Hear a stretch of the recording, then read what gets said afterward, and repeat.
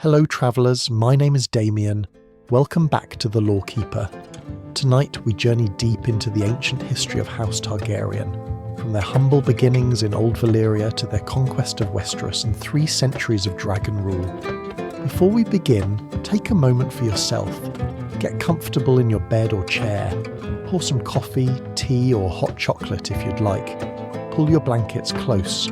Let your shoulders relax. Tonight's story spans thousands of years, 40 dragonlord families and countless forgotten names. We'll explore bloodlines, castle construction, daily governance, and the quiet passage of centuries. Here's something that might surprise you. House Targaryen wasn't the most powerful dragonlord family in Old Valyria. They were minor nobility, one house among 40 dragonlord families. They survived the doom only because a 12-year-old girl named Daenerys had a prophetic dream 12 years before the catastrophe struck. Without her vision, the Targaryen name would have burned with all the others. Tonight, we'll trace their entire history, from Valyria's volcanic peninsula to the cold, grey fortress of Dragonstone, from Aegon's conquest and the forging of the Iron Throne to the slow decline and eventual fall of their dynasty. You can close your eyes whenever you wish. Let the names and dates drift past you. Let's begin.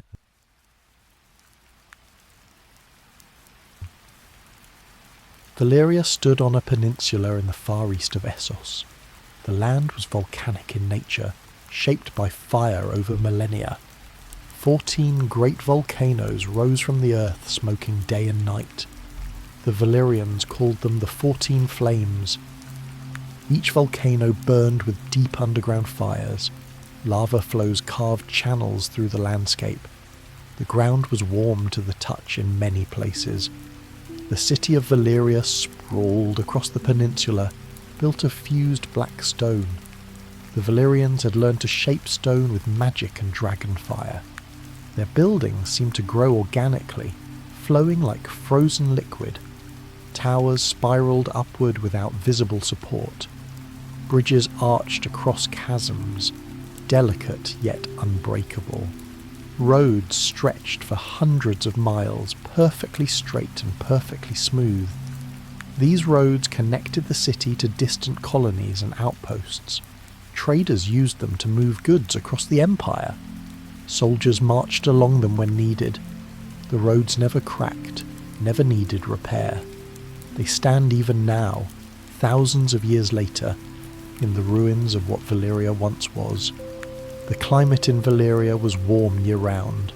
The volcanic activity kept the temperatures mild even in winter. The air often carried the smell of sulphur. Ash fell like snow some days, coating buildings and streets in fine grey powder. Servants swept it away each morning. The Valyrians were used to it. The ash was simply part of life. 40 families ruled the Valyrian freehold.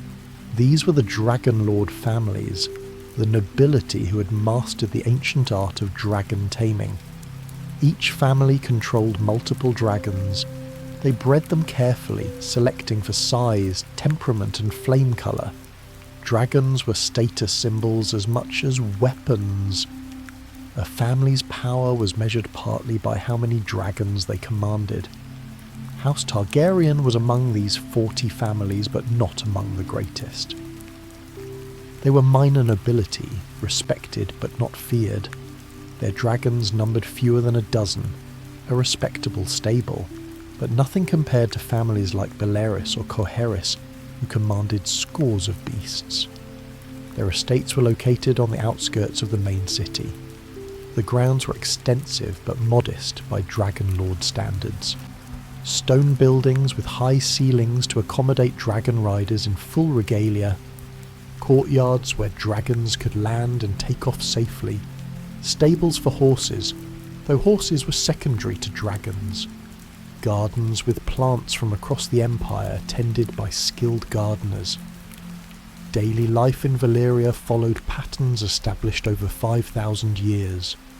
Dragonlords oversaw vast mining operations deep beneath the 14 Flames. The volcanic region was rich in gold, silver, and precious gems. But mining near active volcanoes was dangerous work. The Valyrians used slaves for this labour, thousands upon thousands of slaves. They worked in brutal conditions, exposed to heat and toxic gases. Many died young. The Valyrians considered this acceptable. Slavery was the foundation of their economy. The dragonlords used magic and dragonfire to forge weapons and tools of extraordinary quality. Valyrian steel became legendary across the known world. It was sharper than any other blade, lighter, stronger, and held an edge indefinitely. The secret of its creation involved dragonfire and blood magic. Only the Valyrians knew the complete process. When Valyria fell, much of that knowledge was lost. The freehold stretched across much of Essos. Valyrian colonies dotted every coastline from Slavers Bay in the east to the Rhine River in the west. The empire was vast, diverse, immensely wealthy. Dragons made this empire possible. They could fly messages across thousands of miles in days. They could transport important cargo or people quickly. They could enforce Valyrian will on rebellious colonies. No other civilization had anything that could challenge a dragon in combat. Governance in the freehold was decentralized and somewhat democratic, at least among the dragonlords. The 40 families met in council to debate matters of war, law, and trade. Each family had one vote regardless of their size or power. Decisions required a majority. No single family ruled the freehold. There was no emperor, no king. It was a republic of aristocrats, a system that had worked for millennia. The Targaryens participated in these councils like any other family. They voted on trade regulations, mining rights, colonial governance. They formed alliances with some families, rivalries with others. But these were political games, not life or death struggles. The system was stable. The Targaryens managed their estates with quiet efficiency. Their dragons roosted in caverns carved into nearby hillsides. These caverns were warm, heated by underground volcanic activity. Dragons preferred warmth. They were creatures of fire, comfortable in heat that would kill a human. The Targaryen dragons had names, though most are lost to history. We know some survived to make the journey to Dragonstone later. Balerion was among them, already large even then, though not yet the massive creature he would become. The Targaryens raised their children in the traditional Valyrian manner. Sons and daughters both learned to ride dragons from a young age. They studied High Valyrian language and literature. They learned history, strategy, and the arts of governance. They were taught that dragon blood made them superior to common people. This was not arrogance, it was simply accepted fact in Valyrian culture. Nothing about House Targaryen suggested they would outlive the other families. They were not the richest, not the most powerful, not the most ambitious. They were comfortable, established, content with their position. They had no reason to believe their world would end. The volcanic peninsula hummed with constant heat. Lava flows occasionally reshaped the land, creating new channels or filling old ones. The Valyrians had learned to predict these flows using magic and careful observation. They built accordingly, constructing in areas less likely to be affected. Minor eruptions were common: jets of steam, small ash clouds, localized earthquakes. These were background noise to Valyrian life. The 14 flames had burned for thousands of years. They had always burned. The Valyrians believed they would always continue to burn. They had no concept that the volcanoes could fail catastrophically. Architecture throughout Valyria reflected the dragonlords' immense wealth and magical skill. Towers spiraled upward for hundreds of feet, impossibly slender yet perfectly stable. Windows were enormous, letting in light without weakening walls. Bridges connected buildings high above the ground, spanning gaps that should have required massive support structures. Yet these bridges needed no supports. They simply were, held by magic woven into the stone itself. Water flowed through aqueducts carved from single, massive pieces of rock. These aqueducts brought fresh water from mountain springs dozens of miles away. The engineering was flawless. The grade was perfectly calculated so water flowed at optimal speed. Not so fast it eroded the channel, not so slow it stagnated. The Targaryens' estate was smaller than the great family palaces in central Valyria, but it was still magnificent by any objective measure. The main residence had 3 stories, each with ceilings 20 feet high. Floors were polished stone, cool even in summer heat. Walls bore murals depicting Targaryen history and dragon hunts. Furniture was crafted from rare woods imported from colonies. Servants maintained everything: cleaning, cooking, tending gardens, caring for animals. The Targaryens employed perhaps 200 servants for their household. This was modest for a dragonlord family. The great families employed thousands. Life moved slowly, predictably, comfortably. The freehold seemed eternal, unchanging, invincible. Centuries had passed without significant external threat. The dragonlord families competed among themselves for influence and status. These competitions were usually political, occasionally martial.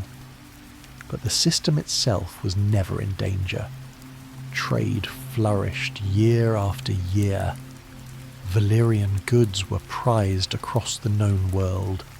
Their steel, their glassware, their textiles, all were superior to anything produced elsewhere. Gold flowed into Valyria from every direction. Art and scholarship advanced steadily. Valyrian philosophers debated the nature of magic and reality. Historians recorded the empire's expansion in meticulous detail. Poets composed epics celebrating dragon riders and conquest. Valyrian language became the common tongue of half the world. Educated people everywhere learned it. It was the language of trade, diplomacy, and culture. To speak Valyrian was to participate in civilization. Everything else was barbarism. The Targaryens were content with their position in this world. They had enough wealth, enough power, enough respect. They did not seek to overthrow the system or dominate the other families. They simply existed, generation after generation. Children grew up, learned to ride dragons, married, had their own children. The cycle continued, unremarkable and comfortable. The sun rose and set over the volcanic peninsula day after day, year after year, century after century. Smoke drifted across the sky from the 14 flames. The sound of dragon wings was so common as to be unremarkable. People glanced up when a dragon passed overhead, noted which family's colours it bore, then returned to their business. Children played in courtyards and gardens while adults discussed trade agreements and mining yields. Servants prepared elaborate meals featuring delicacies from across the empire. Musicians played at evening gatherings. Life was good for the dragonlords of Valyria. No one imagined an end to this prosperity.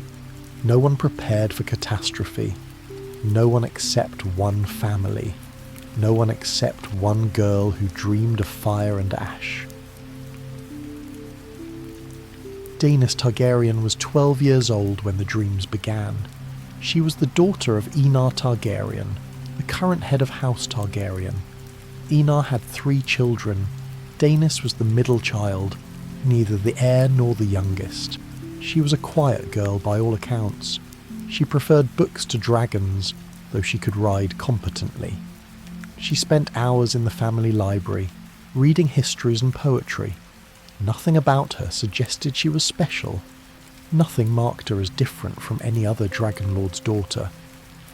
Then the dreams came. They started gradually at first. Daenerys would wake in the night, disturbed but unable to remember exactly what she'd dreamed. A sense of unease followed her through the day. Then the dreams became more vivid, more specific. She began to see clear images. Fire consuming the 14 flames, turning them into mountains of destruction.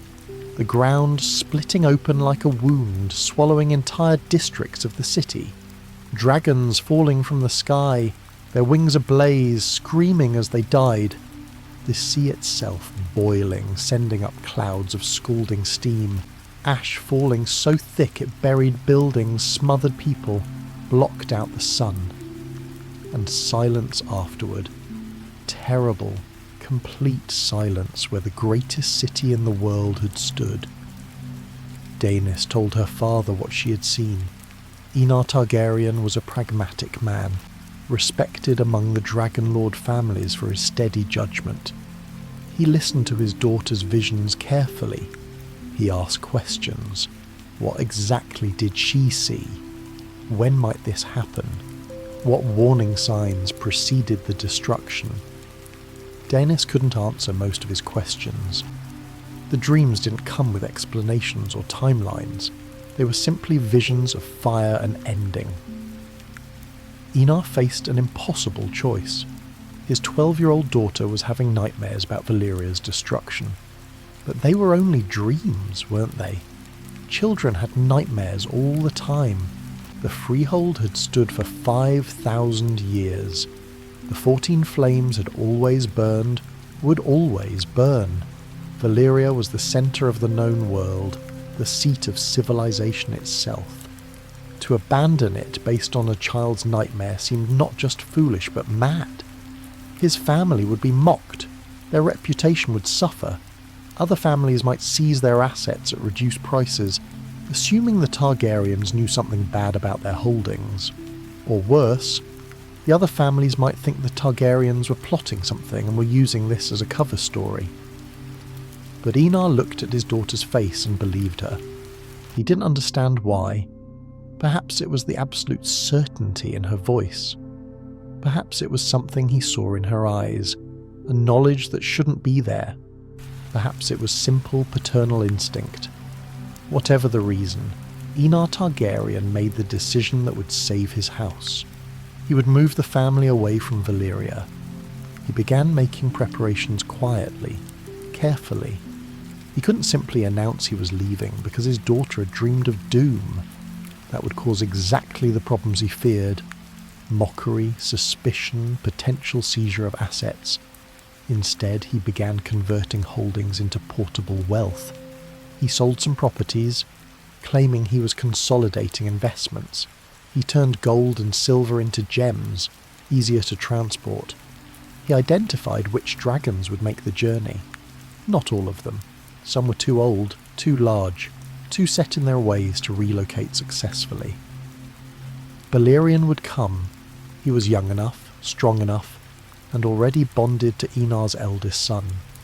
Several breeding pairs would come to ensure the Targaryen dragons could continue in their new home. Perhaps 5 dragons in total, along with a few eggs. He selected which servants would be told and which would be left behind. Loyal retainers who had served the family for decades would be offered the chance to come. Others would be given generous severances and released from service. He chose Dragonstone as their destination. Dragonstone was a Valyrian outpost on an island in the narrow sea far to the west. It was the westernmost point of the Freehold's reach, the edge of Valyrian civilization. Beyond it lay Westeros, a continent of 7 squabbling kingdoms, none of which had dragons or advanced culture. Dragonstone had been established centuries earlier as a trading post and military outpost. A fortress had been built there from black volcanic stone, carved with dragon shapes. The fortress could house a dragonlord family comfortably, though it was small compared to Valyrian estates. The island itself was cold and grey, perpetually shrouded in mist. It had little to recommend it except one crucial feature. It was very far from Valyria. If Daenerys' dreams were true, distance might mean survival. Aenar spent months making preparations. He moved slowly, carefully, avoiding suspicion. He told different stories to different people about why he was making these changes. To some, he spoke of Western investments and trade opportunities. To others, he mentioned health concerns and a desire for cooler climate.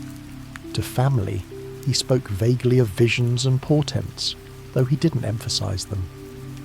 Most people accepted his explanations without much question. The Targaryens were a minor house. Their movements weren't important enough to scrutinize closely. If they wanted to move to a distant, unimportant outpost, that was their business. It might even benefit other families who could acquire Targaryen properties at good prices. Finally, the day came for departure. The Targaryens left Valyria quietly without ceremony. They flew on dragonback, riding their 5 dragons westward, their household followed by ship, servants, belongings, supplies, everything they would need to establish themselves in their new home. The ships carried furniture, books, seeds for gardens, tools, weapons, food stores, and gold. Everything that could be moved was moved. Everything else was left behind. The journey took weeks. Flying dragons were fast, but they needed to rest. The ships were slower, limited by wind and current. They crossed the summer sea, passing Valyrian colonies that still flew the freehold's banners. They stopped occasionally at friendly ports to resupply and rest. The dragons attracted attention wherever they went. People always stared at dragons, but dragonlords travelled regularly across the empire. No one thought it unusual. They finally reached Dragonstone after nearly a month of travel. The island appeared through morning mist, greystone cliffs rising from grey water. The fortress sat atop the highest point, its towers carved to resemble dragons. It looked dark, cold, unwelcoming. After the warmth and grandeur of Valyria, it must have seemed like exile. The Targaryens landed their dragons in the fortress courtyard. The local garrison came out to greet them, a small force of Valyrian soldiers who maintained the outpost. The garrison commander was surprised to see a dragonlord family arriving unannounced, but he accepted Enar's explanation that they were taking over administration of the outpost. Dragonlords could go where they pleased within the freehold. No one questioned their right to be there. The family settled into the fortress. It was comfortable enough, though much smaller than their Valyrian estate. The rooms were darker, the ceilings lower. Windows were smaller to keep out the cold wind. Fires burned in hearths to provide warmth, something rarely needed in volcanic Valyria. The dragons adapted slowly to the new climate. They found caves on the island where they could roost. The caves were cooler than they preferred, but tolerable. Balerion, being young and adaptable, adjusted quickest. Enar's relatives back in Valyria sent messages asking why he had left so suddenly. Other Dragonlord families were curious about this unusual move. He sent back letters with vague explanations. He spoke of Western investments, trade opportunities with Westeros, a desire to expand the family's reach. He mentioned wanting his children to experience different parts of the Empire. He never mentioned Dennis's dreams. That would have sounded mad, and madness in a Dragonlord family was dangerous. It could result in losing voting rights in the council, or worse. Time passed slowly on Dragonstone. The island was isolated, quiet, boring. The wind blew constantly off the narrow sea, carrying salt spray and mist. Fog rolled in most mornings, thick enough to hide the fortress from ships just offshore. Winters were cold, colder than anything the Targaryens had experienced in volcanic Valyria. Snow fell occasionally, dusting the black stone white. The dragons huddled in their caves, burning energy just to stay warm. Servants grumbled about the climate. They missed the warmth and vibrancy of Valyria. They missed the markets, the entertainment, the culture. Dragonstone had none of these things. It had a small fishing village on the southern coast, nothing more. The Targaryen children adapted as children do. They explored the island, climbed the cliffs, watched seabirds nest in crevices. They learned to wear heavier clothing against the cold. They continued their studies, though without access to Valyria's great libraries. Daenerys' dreams continued for a time, then gradually faded. She stopped seeing visions of fire and destruction. She returned to being a quiet, bookish girl, now in a quiet, bookish exile. Messages still came from Valyria regularly. Trade ships brought goods, news, letters from family and business partners. The freehold carried on as it always had. The 40 families continued their councils and competitions. Dragons still fill the skies above the 14 flames.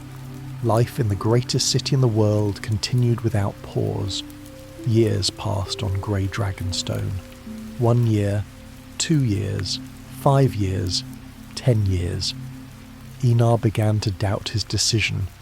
12 years was a long time to wait for a child's dream to come true. Perhaps Daenerys had been wrong. Perhaps the dreams meant something else, something symbolic rather than literal. Perhaps she'd simply had vivid nightmares that her 12-year-old mind couldn't process properly. Perhaps he had overreacted, abandoned his family's position and influence for nothing. He had given up a comfortable estate, a position of respect among the 40 families, access to Valyria's culture and commerce. For what? A cold island at the edge of nowhere. But he had committed to this course. He couldn't return now without looking foolish, so the Targaryens remained on Dragonstone waiting. 12 years after they had left Valyria, the doom came. The doom occurred approximately 102 years before Aegon's conquest. It happened in a single day, perhaps in a single hour. Every volcano erupted simultaneously. All 14 of the 14 flames exploded with force beyond comprehension. The mountains themselves tore apart. Lava fountained miles into the sky. The ground split open in hundreds of places, creating new volcanoes, new channels for the Earth's molten blood. Earthquakes shattered every structure. The fused black stone that had stood for millennia cracked and fell. Towers collapsed. Bridges snapped. Buildings that had seemed eternal proved as fragile as pottery. The sea rushed in through the cracks, meeting molten rock.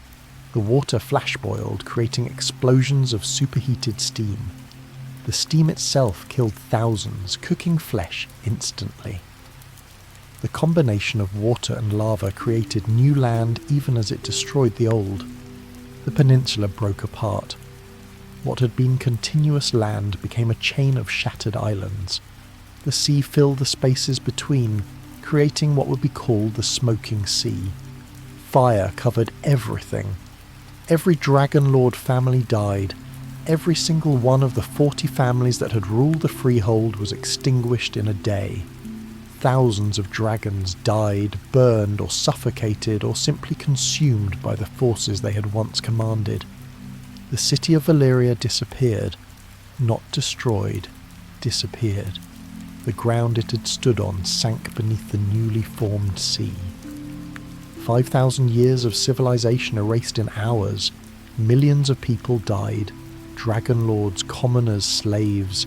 Death made no distinctions that day. The ash cloud rose so high, it was visible for 1,000 miles. It spread across the sky, carried by high-altitude winds. Within days, ash was falling across much of Essos, a grey snow of death, coating cities that had never been to Valyria, reminding them that the centre of the world had burned. The Targaryens learned of it weeks later when ships stopped arriving. Dragonstone had received regular trade ships from Valyria, several per month, bringing goods and news. The ships stopped coming. 1 week without a ship was unusual. 2 weeks was concerning. After a month with no contact, Enar sent a dragon rider to investigate. The rider returned with barely coherent reports. He had flown east until he could see the smoke.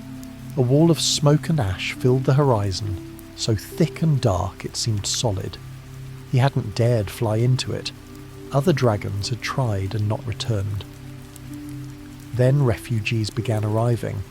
A merchant vessel limped into Dragonstone's harbour, its sails burned, its crew half dead from exposure. They brought the first eyewitness accounts. They had been in a colony 300 miles from Valyria when the doom occurred.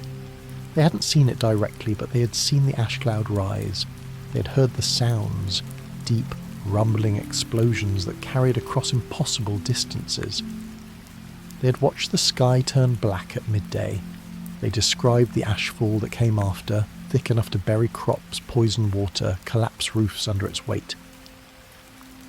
They spoke of earthquakes that had damaged buildings even hundreds of miles from the epicenter. They told of other ships that had tried to sail closer to investigate and had never returned. The smoking sea was born from that catastrophe. Where the Valyrian Peninsula had been, there was now a toxic, impassable region of volcanic activity. Poisonous gases rose from the water. Storms formed spontaneously, violent and unpredictable. Ships that entered the smoking sea disappeared, wrecked by storms, poisoned by gases, or lost in the thick fog that permanently shrouded the region. It remains deadly to this day, a 1,000-mile grave of the greatest civilization the world had known. House Targaryen had saved his house. Daenerys had been right. Her visions had been true prophecy, not childish nightmare. House Targaryen became the last dragonlords in the world.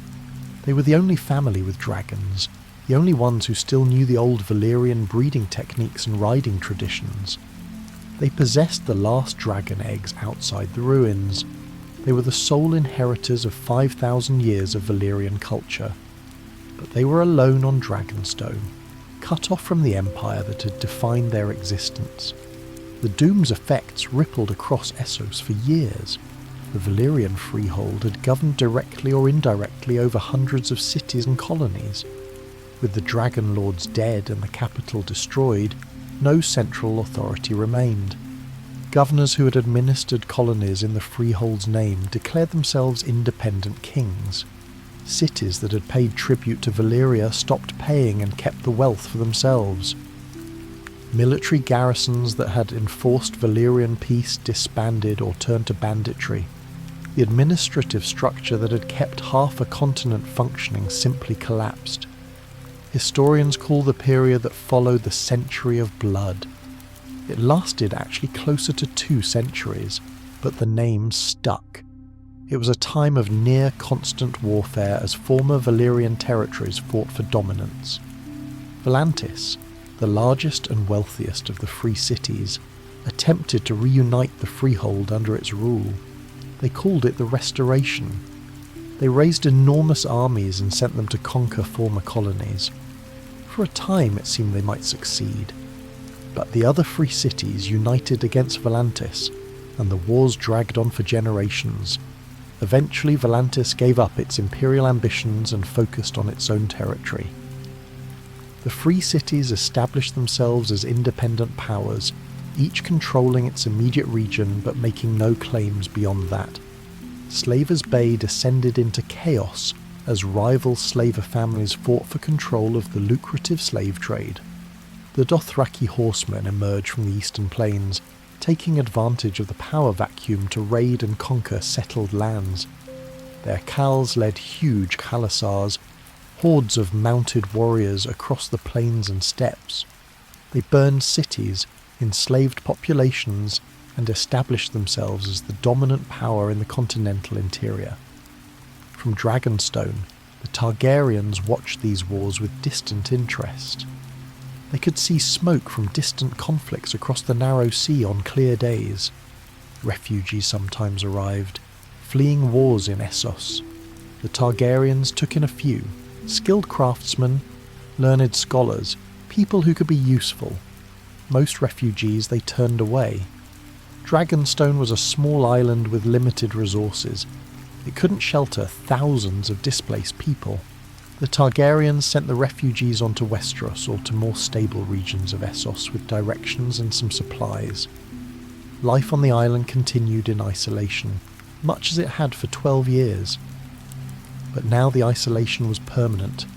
There was no Valyria to return to. The Targaryens bred their dragons carefully. Each dragon was now irreplaceable, precious beyond measure. They kept detailed records of bloodlines, noting which dragons produced the largest offspring, which were most docile, which flames burned hottest. They recorded breeding pairs, clutch sizes, hatching success rates. They noted what conditions encouraged eggs to hatch, heat sources, timing, atmospheric factors. This knowledge, preserved through careful record keeping, would allow the Targaryen dragons to thrive for 3 more centuries. They maintained the fortress, making improvements where possible. They expanded the dragon caves, creating more comfortable roosts. They built better docks to accommodate the trading ships that still came occasionally. They established proper fishing operations to supplement imported food. The Targaryens fished the waters around Dragonstone. The seas were rich with fish and shellfish. They learned to salt and dry fish for storage.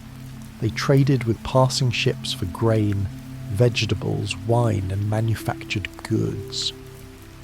The climate remained cold and damp, unchanging.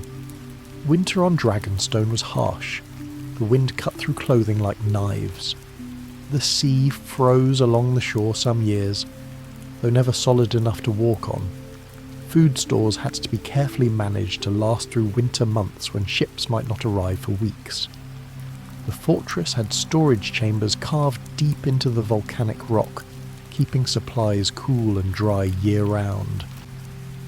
These chambers could hold enough food to sustain the household for 6 months if necessary.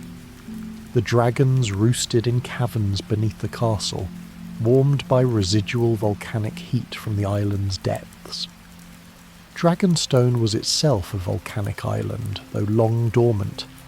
The caverns maintained a constant warm temperature, comfortable for dragons even in the coldest winter. The Targaryens learned to live as Westerners rather than Valyrians. They adopted some local customs from Westeros, though they maintained their Valyrian identity. They continued speaking High Valyrian among family members. It was their ancestral tongue, the language of dragonlords. But they learned the common tongue of Westeros as well, using it when trading or dealing with Westerosi visitors. They dressed in warmer clothing, adapted to the colder climate. They ate simpler food, less spice, more preserved items, more fish and less exotic meat. They celebrated Valyrian holy days quietly, maintaining traditions even as they adapted to their new home. They began trading with Westerosi lords occasionally, though contact was limited. Westeros was divided into 7 independent kingdoms, each ruled by its own king. The North, ruled by the Starks from Winterfell. The Vale, ruled by the Arryns from the Eyrie. The Riverlands, ruled by the Hoars, kings of the Iron Islands who had conquered the Riverlands. The Westerlands, ruled by the Lannisters from Casterly Rock. The Reach, ruled by the Gardeners from Highgarden. The Stormlands, ruled by the Durrandons from Storm's End. Dorne, ruled by the Martells from Sunspear. None of these kingdoms paid much attention to the dragonlords on their offshore island. Dragons were terrifying, but they were also very far away.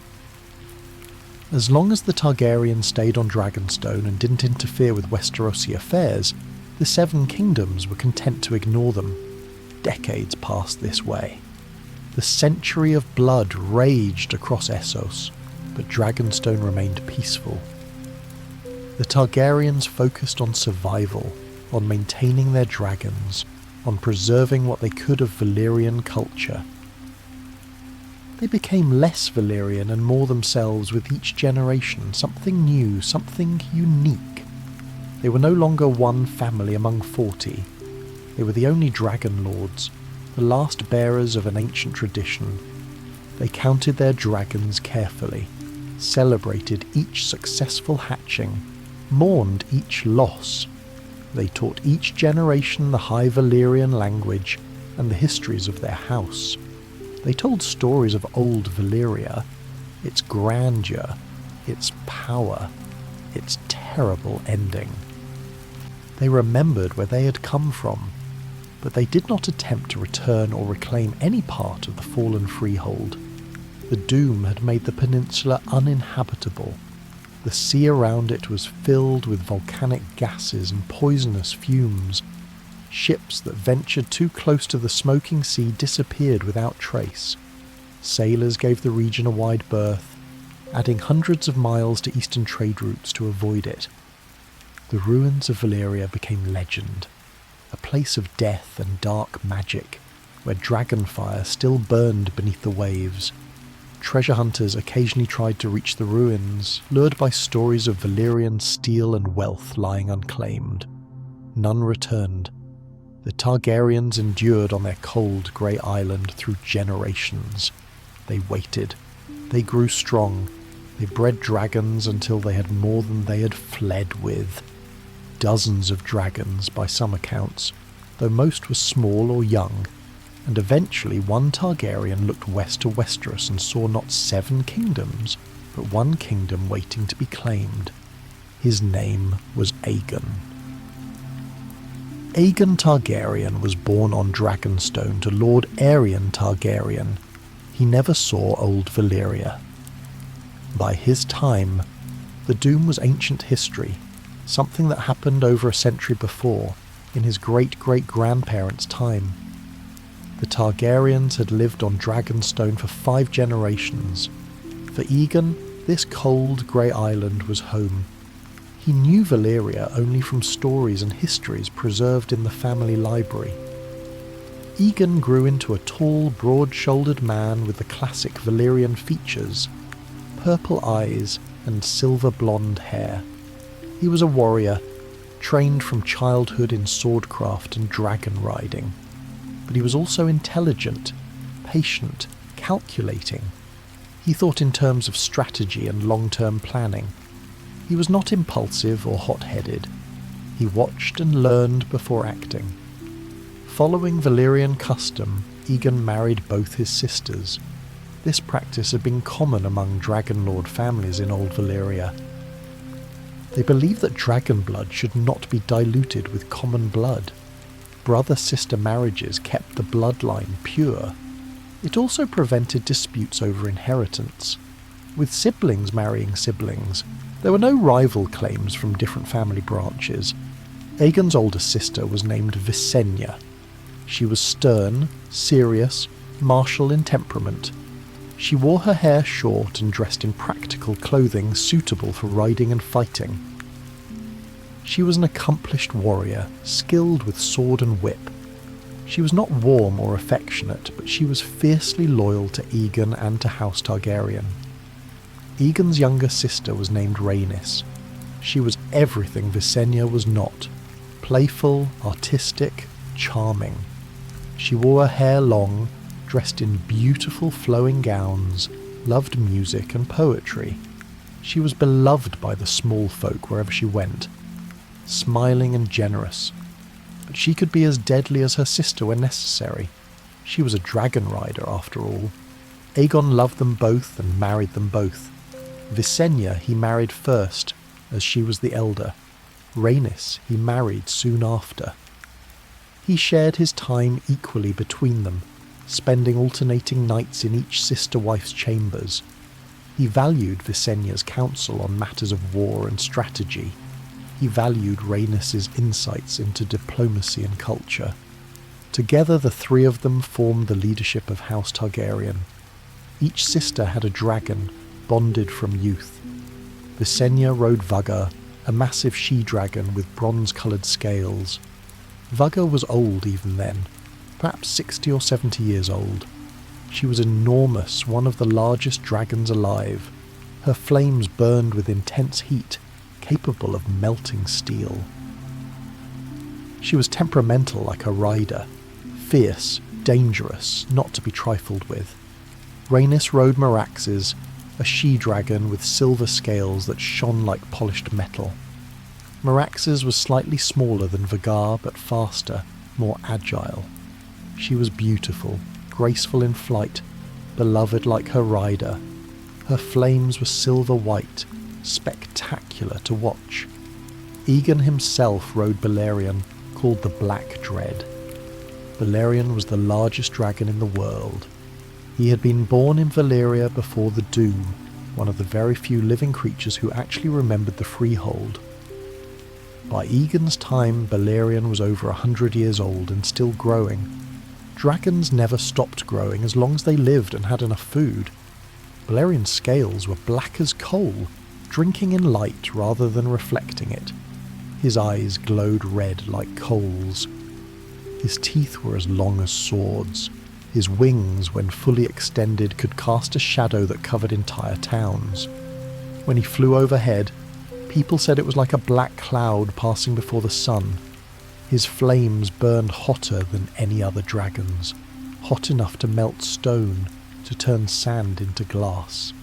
He was named for an ancient Valyrian god, and he seemed godlike in his power. Aegon looked across the narrow sea to Westeros with increasing interest. 7 kingdoms, constantly warring among themselves. Each kingdom claimed independence, ruled by its own royal house. The north was vast and cold, stretching from the wall to the neck, nearly half the continent by land area. It was ruled by House Stark from Winterfell, an ancient dynasty claiming descent from the First Men. The north was poor compared to southern kingdoms, but the Starks commanded fierce loyalty from their bannermen. The Vale was mountainous and defensible, almost impossible to invade by land. It was ruled by House Arryn from the Eyrie, a castle built high in the mountains. The Vale was wealthy from silver mines and productive farms in the valleys. The Riverlands were fertile and populous, but politically weak.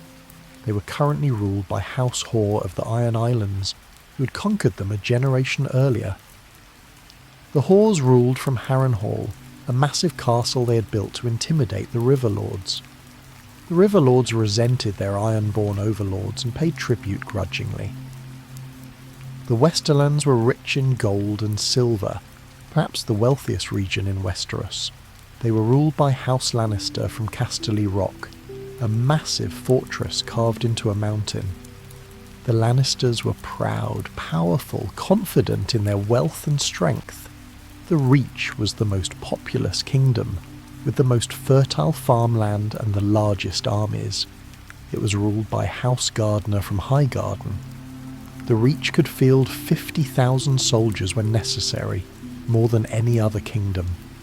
The Stormlands were stormy and proud, ruled by House Durrandon from Storm's End. The Storm Kings claimed descent from legendary founders and refused to acknowledge any as their superiors. Dorne was hot, dry and independent, ruled by House Martell from Sunspear. The Dornish had their own distinct culture, more influenced by Roynish traditions than First Men or Andal customs. None of these kingdoms had dragons.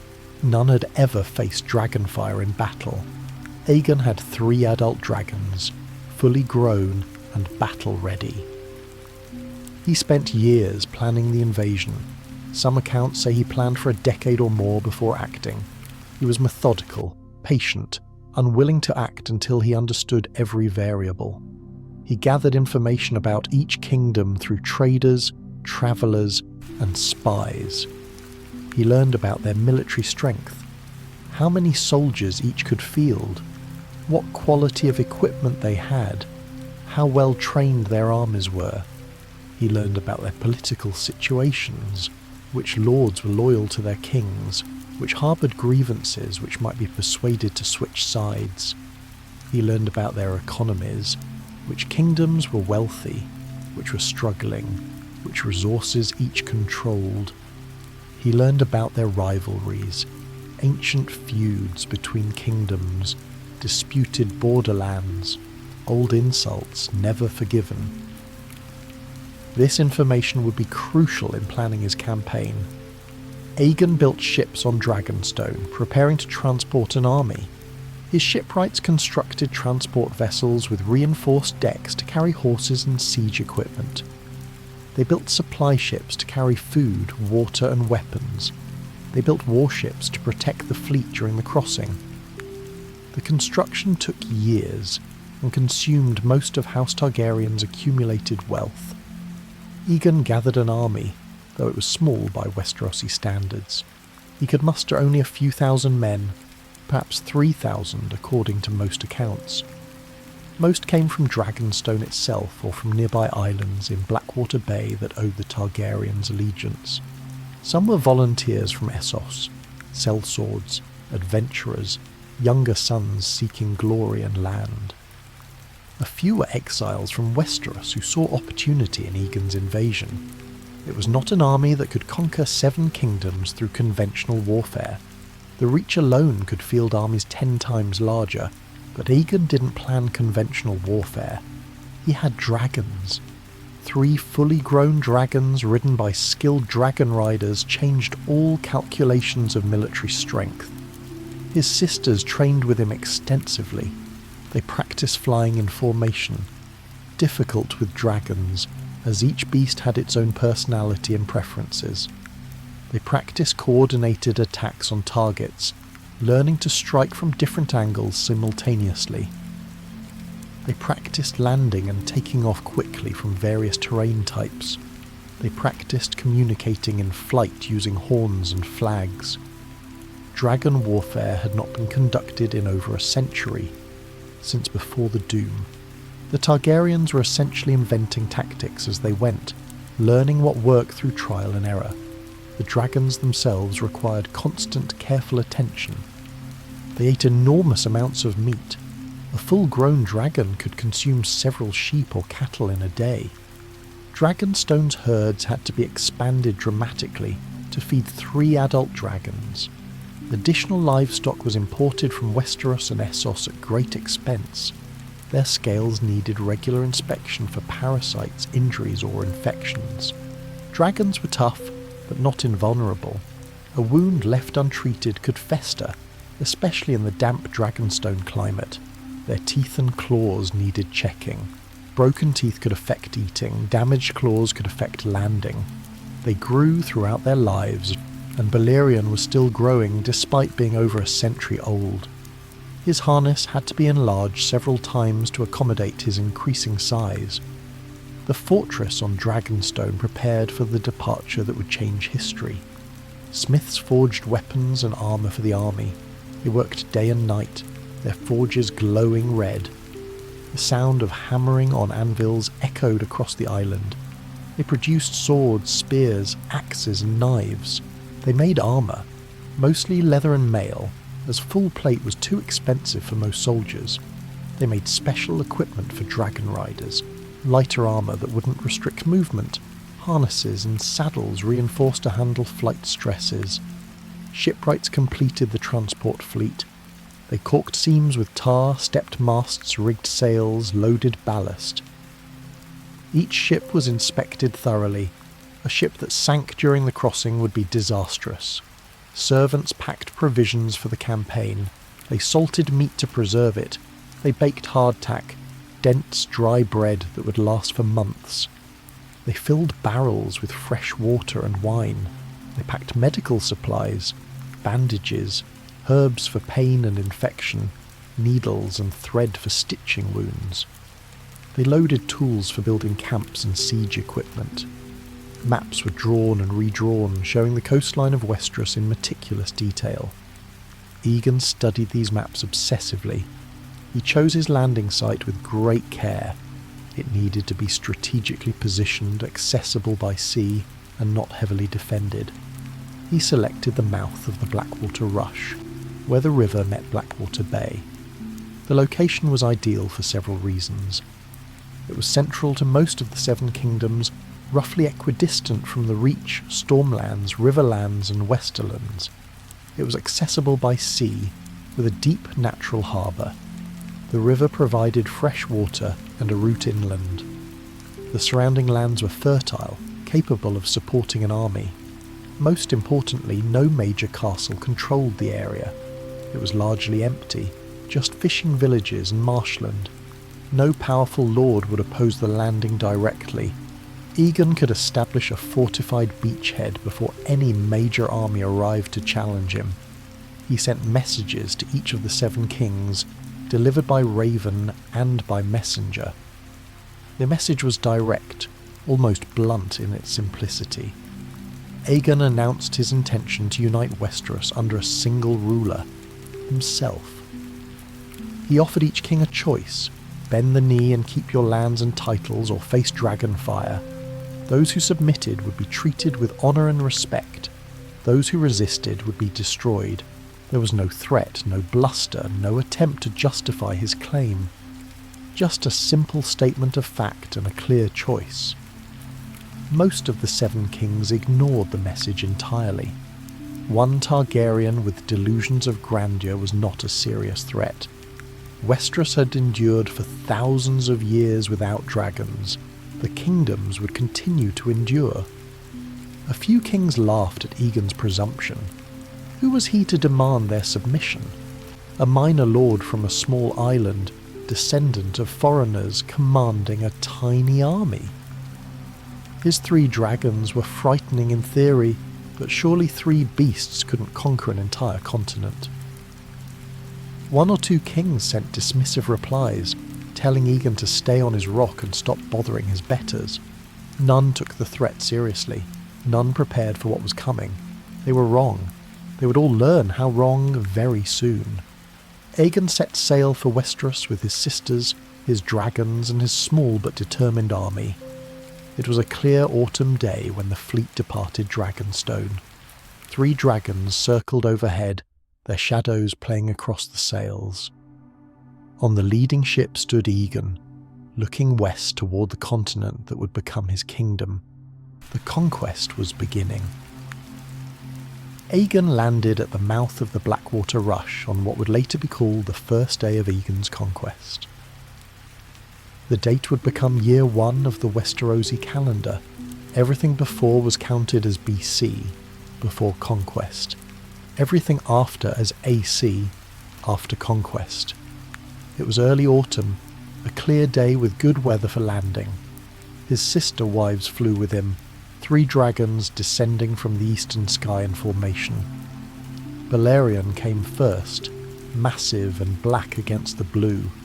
Vhagar and Meraxes flanked him, bronze and silver catching the sunlight. The sight must have been terrifying to anyone watching from shore. His fleet followed, dozens of ships carrying his small army. The ships beached on the muddy shores of Blackwater Bay. Soldiers waded ashore, equipment was unloaded, horses were coaxed off the transport vessels.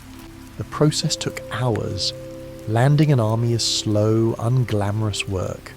The location Aegon had chosen was mostly empty.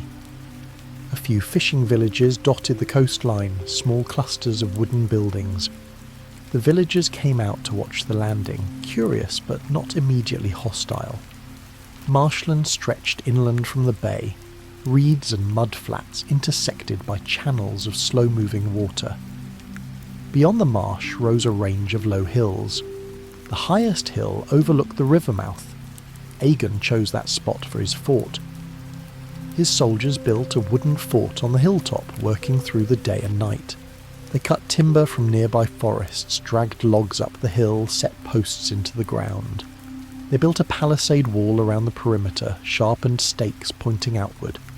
They constructed a wooden tower in the centre for observation and defence. They dug a well for fresh water. They built barracks for soldiers, stables for horses, storage buildings for supplies. The fort was crude, simple, built for function rather than beauty, but it was defensible, which was all that mattered. They called it the Aegon Fort. It was the first Targaryen structure in Westeros, built on the spot where the Red Keep would later stand. Aegon planted his banner atop the tower, a 3-headed dragon, black on red. The 3 heads represented himself and his 2 sister wives. He declared himself King of Westeros, though he controlled only the hill he stood on. It was presumptuous, audacious, seemingly mad. But Aegon was patient. He knew the kingdoms would come to him. The local lords arrived within days to investigate the landing. The first was Lord Darklyn of Duskendale, whose lands were nearby. He came with a small force, perhaps 100 men, to see what this landing meant. He rode up to the Aegon fort under a peace banner. Aegon met him outside the gates.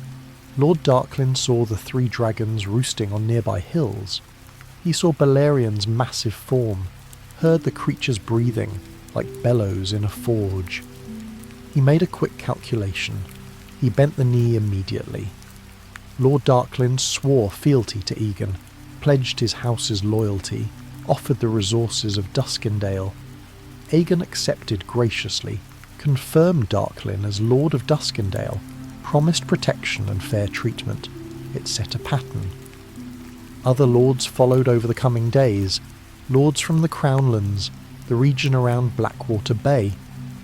Lord Stokeworth came and bent the knee. Lord Rosby came and bent the knee. Lord Hayford, Lord Bywater, Lord Staunton, all came, saw the dragons, and submitted. It was practical. Why fight dragons when submission cost nothing? Aegon promised to confirm each lord in their lands and titles. He promised fair taxes, justice, and protection. He asked only loyalty in return. For most lords, it was an easy choice. They swore oaths to Aegon, pledged their support, went home to their castles. Aegon's controlled territory expanded rapidly without a single battle. Within 2 weeks, he controlled most of the Crownlands. His army swelled as local lords sent men to join his forces, but not all lords submitted peacefully. The Lord of Maidenpool, whose castle controlled an important port, refused. He declared he owed allegiance to Harren the Black, king of the Isles and the rivers. He would not betray his king for some foreign invader with dragons. He gathered his men, perhaps 500 soldiers, and marched to face Aegon's army. The forces met on open ground between Maidenpool and the Aegon fort. Aegon's army numbered perhaps 3,000 by now, reinforced by the Crownlands lords. The Lord of Maidenpool had 500. It should have been a conventional battle, decided by numbers and tactics. But Aegon didn't fight conventionally. He mounted Balerion and flew over the enemy army, one pass flying low and slow. Balerion opened his jaws and released a torrent of flame. The fire washed over the army like a wave. Men screamed, horses panicked and threw their riders. The formations broke instantly. Soldiers dropped their weapons and ran. The Lord of Maidenpool, to his credit, tried to rally his men, but there's no rallying against dragonfire. Aegon made a second pass, more fire, more death, more terror. The army disintegrated completely. Survivors fled in every direction. The battle, if it could be called a battle, lasted less than 10 minutes. Perhaps 50 men died, burned by dragonfire or trampled in the panic. Hundreds more were injured. The Lord of Maidenpool survived, unhurt but defeated. He rode to the Aegon fort the next day and bent the knee. Aegon was generous in victory. He did not punish lords who submitted after resisting. He understood that loyalty coerced by immediate threat was still useful. He confirmed the Lord of Maidenpool in his position, asked only for an oath of fealty. The message spread quickly across Westeros.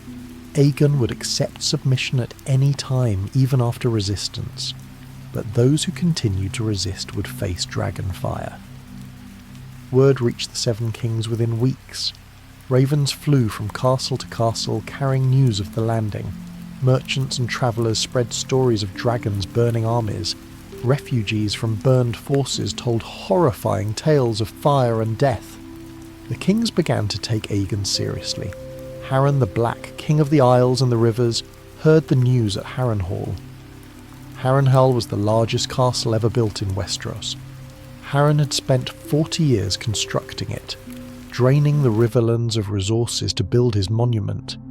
It had 5 massive towers, each larger than most castles. Its walls were thick as city streets are wide, 40 feet thick in places. It had chambers enough to house 10,000 men, storerooms to hold supplies for years, a sept large enough for 1,000 worshippers. Harren believed it was impregnable. He had built it to overawe his subjects and intimidate his rivals. No army could breach those walls. No siege could starve it out. Harren sent Egan a message dripping with contempt. He told Egan that dragons could not harm Harrenhal. "Stone does not burn," he wrote. "Come and break yourself against my walls," he challenged. Aegon replied with a single sentence: "When the sun sets, your line shall end." He flew north on Balerion. Visenya and Rhaenys stayed at the Egan fort to hold it and manage the growing number of sworn lords. Egan flew alone with his dragon, following the coastline north and then inland along rivers. He reached Harrenhal at dusk, as he had promised. The castle loomed before him, massive and dark against the dying light. 5 towers rose like black fingers grasping at the sky. Aegon circled the castle once, examining its great walls and towers. They were indeed massive, far thicker than any castle walls he had seen. But walls were built to stop armies on the ground. They weren't built to stop fire from above. Harren and his sons watched from the tallest tower, called the Tower of Dread. They saw Aegon circle overhead. Harren laughed, confident in his stone fortress. Let the dragon circle. Let him land in the courtyard. What could one man and one beast do against Harrenhal? Aegon didn't land. He flew higher, gaining altitude until Balerion was directly above the tallest tower. Then he gave the command. Balerion's flames poured down onto Harrenhal, fire so hot it melted stone. The towers glowed red, then white with heat. Inside, the temperature rose instantly to unbearable levels. Harren and his sons sealed themselves in the Tower of Dread, believing the thick walls would protect them. They were wrong. The stone held. The tower didn't collapse, but it became an oven. The heat conducted through the stone walls. The air inside became superheated. Harren and his sons cooked inside their armour like meat in a pot. They died screaming, though no one outside could hear them. Aegon burned Harrenhal for hours. All 5 towers, every wall, every building inside. When he finally stopped and flew away, Harrenhal still stood, but every person inside the towers was dead. The stones were cracked and blackened. The wooden structures inside had been completely consumed. The towers remained standing, but they were ruins, broken, melted, uninhabitable. Harrenhal never recovered. To this day it remains a haunted ruin, a monument to the folly of challenging dragons. Aegon granted the ruined castle to whichever lord would take it. Few wanted it. It had a dark reputation now, and the cost of repairing it was prohibitive. More importantly, Aegon granted the Riverlands to House Tully. The Tullys were a prominent Riverlands house who had rebelled against Harren and supported the Targaryens. Lord Tully bent the knee gladly, accepted the Riverlands as his domain. Other river lords followed: House Blackwood, House Bracken, House Frey, House Mallister. They had all hated Harren and his iron-born overlords. They welcomed Targaryen rule as liberation. The Riverlands bent the knee as a unified region. Aegon now controlled the Crownlands and Riverlands, 2 regions in a matter of weeks. He returned to the Aegon fort in triumph. But the hardest battles lay ahead. The wealthiest, most powerful kingdoms had not yet committed their forces. That was about to change. King Mern Nemd, Gardener of the Reach, and King Loren Lannister of the Westerlands watched Aegon's early victories with growing alarm. They sent ravens back and forth, debating what to do. They could each face Aegon separately and likely be defeated like Harren. Or they could combine their forces and crush the Targaryens through sheer numbers. They chose alliance. King Mern called his banners. Every house in the Reach was commanded to send soldiers. House Tyrell, the hereditary stewards of Highgarden. House Hightower of Old Town, wealthy and powerful. House Redwine of the Arbor, masters of the Reach's fleet. House Tarly, renowned for military prowess. Dozens of other houses, great and small. The Reach could field enormous armies when unified. It was the most populous kingdom in Westeros, with the most fertile farmland supporting the largest population. King Loren called his banners as well. House Crakehall, House Brax, House Lefford, House Banefort, all the proud houses of the Westerlands. The Westerlands were wealthy from gold and silver mines. Lannister soldiers wore good armour, carried fine weapons. The combined army assembled near the border between the Reach and the Westerlands. 55,000 men. It was the largest army ever assembled in Westeros up to that point. Knights in full plate armour, gleaming in the sun. Tens of thousands of infantry, spearmen, swordsmen, axemen, archers by the thousands, their arrows capable of darkening the sky. Supply trains stretched for miles, wagons carrying food, water, weapons, spare equipment, siege engines. It took weeks just to gather this host, longer to organise it and march. But once assembled, it was magnificent and terrifying. No force in Westeros could stand against 55,000 soldiers in open battle, or so they believed. King Mern and King Loren commanded jointly, sharing leadership. They marched northeast toward the Aegon fort, intending to destroy Aegon's forces and reclaim the Riverlands. Aegon received word of their approach from scouts and ravens. His own army had grown, swelled by Crownlands and Riverlands levies, but he commanded perhaps 10,000 men total. He was outnumbered more than 5 to 1. In conventional warfare, such a disparity meant certain defeat, but Aegon still had his dragons. All 3 of them, he had sent word to his sisters, and they joined him with Vhagar and Meraxes. The armies met at a place that would forever after be called the Field of Fire. It was late autumn, the weather dry and clear. The grasslands south of the Blackwater were golden, the grass dried and ready for harvest. Perfect conditions for battle and perfect conditions for fire. The armies formed up in traditional fashion.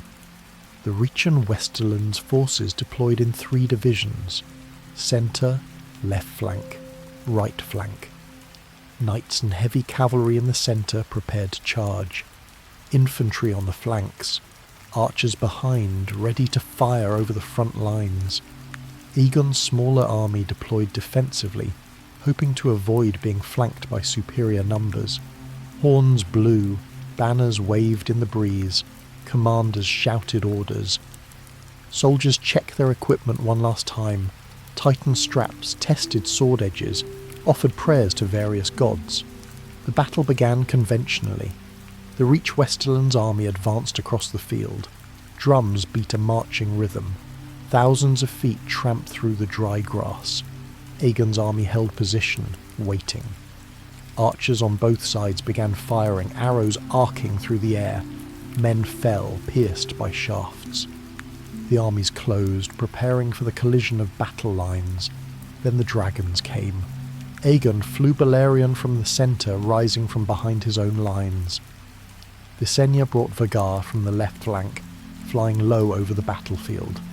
Rhaenys and Meraxes swept from the right, silver scales flashing. All 3 attacked simultaneously, coordinated, devastating. The tactics they had practiced on Dragonstone proved their worth. Fire washed over the enemy army in waves. Balerian's black flames consumed the centre division. Men burned in their armour, the metal conducting heat directly into their flesh. Horses screamed and panicked, throwing riders, trampling infantry. Vhagar's bronze flames scoured the left flank. Entire companies disappeared in fire, reduced to ash and molten metal. Meraxes' silver-white flames swept the right flank. Rhaenys flew low and slow, methodically burning every formation she passed. The grass caught fire almost immediately. Dry autumn grass ignited like tinder. Flames spread rapidly across the battlefield, driven by light wind. Soldiers tried to retreat but found themselves surrounded by walls of fire. Some died from dragonfire directly. More died from the grass fires. Still more died trampled by panicking men and horses. The Reach Westerland's army collapsed into chaos within minutes. Formations dissolved. Commands were unheard over the screaming and roaring flames. Officers tried to rally their men but were ignored or burned. Knights abandoned their war horses and fled on foot. Common soldiers threw down weapons and ran. Aegon made pass after pass with Balerion, burning any group that tried to reform. Visenya and Rhaenys did the same, methodically destroying what remained of the enemy forces. The battle lasted less than an hour.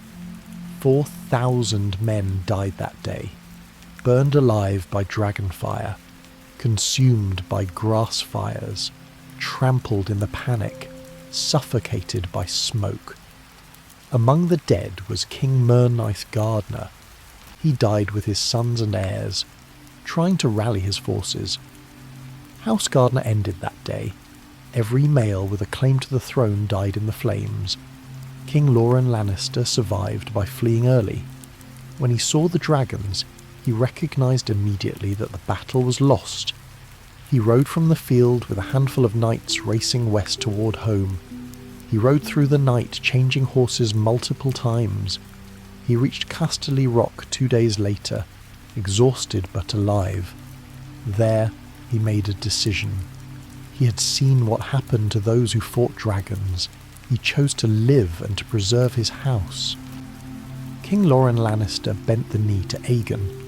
He rode back east under a peace banner, found Aegon at the Aegon Fort, and swore fealty. Aegon accepted his submission graciously. He confirmed Loren as Lord of Casterly Rock and Warden of the West. Loren kept his lands, his castle, his wealth. He lost only his crown and his independence. For the Westerlands, it was an acceptable exchange. Better to rule as lords than to burn as kings. The Reach had no king left. House Gardner was extinct. Mern's entire line had died at the Field of Fire. Aegon needed someone to rule Highgarden and command the Reach's lords. He chose House Tyrell. The Tyrells had been the hereditary stewards of Highgarden, serving the Gardeners for generations. When the Gardeners died, Harlan Tyrell had surrendered Highgarden peacefully. He had opened the gates, welcomed Aegon's forces, prevented any further bloodshed. Aegon rewarded that pragmatism. He granted Highgarden to House Tyrell and named them Lords Paramount of the Reach. It was an astonishing elevation, stewards becoming great lords overnight. But it was practical. The Tyrells knew how to administer the Reach. They had done it for the Gardeners for generations. They could do it for the Targaryens just as well. Most of the Reach lords accepted this arrangement, though some grumbled about upstart stewards. But none dared rebel. Not after the Field of Fire.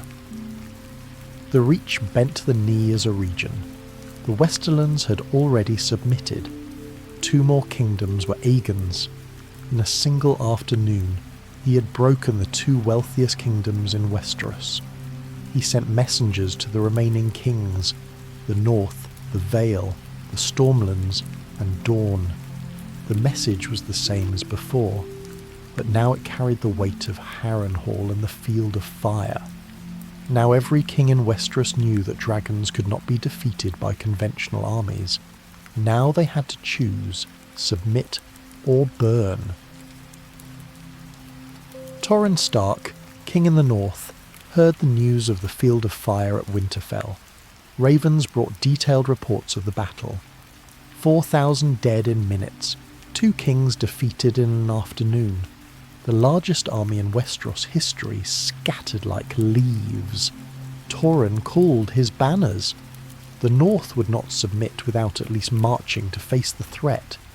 Northern honour demanded it. The great houses of the North sent their men.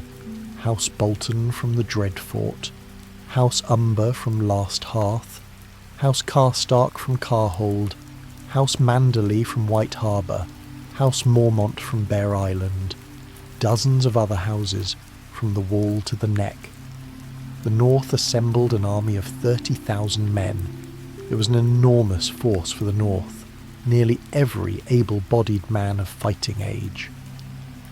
The North was vast but sparsely populated, cold and poor. Raising 30,000 soldiers required stripping farms and castles of nearly every defender. Torrhen led his army south down the King's Road. They marched for weeks, crossing the Neck into the Riverlands.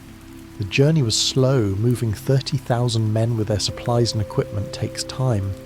They marched in good order, discipline maintained, ready to fight. When Torrhen reached the Neck, he stopped to consider his position. Scouts brought him reports. Aegon's forces were waiting south of the Trident. The Targaryen dragons were with the army, all 3 of them. Torrhen called a council of his lords. They gathered in his command tent and debated through the night. Some lords wanted to fight. Northern honour demanded they face the threat, prove their courage, die with swords in hand if necessary. The North had never bent the knee to Southron kings. The kings of winter had ruled for 8,000 years. They should not surrender that legacy without striking a single blow. Other lords argued for caution. They had all heard what happened at the Field of Fire. 4,000 men burned in minutes. The Reach and Westerlands had fielded 55,000 soldiers and lost. The North had 30,000. What difference would that make against Dragonfire? They would march south, fight bravely, and burn. And for what? To preserve pride.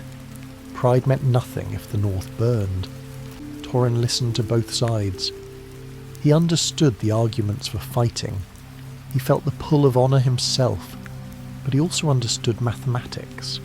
30,000 men against 3 dragons was not a battle. It was a funeral. He made his decision at dawn. The North would submit. He would bend the knee to Aegon and preserve his people. Some of his lords protested. This was cowardice, betrayal, surrender without even trying. Torrhen faced them down. He told them that true courage was doing what was best for your people, not what felt glorious. He told them that dead men couldn't protect the North, but living ones could. He told them that honour wouldn't keep families warm through winter, or protect them from wildlings and worse things beyond the Wall. He sent a raven to Aegon requesting terms. Then he turned his army south and marched to meet the Targaryens. He crossed the Trident and rode to where Aegon's forces were encamped. 3 dragons roosted on nearby hills, visible for miles. Balerian's massive black form dominated the landscape. Torrhen rode forward with his principal bannermen. He dismounted before Aegon. Then Torrhen Stark, king in the north, knelt and swore fealty to Aegon Targaryen.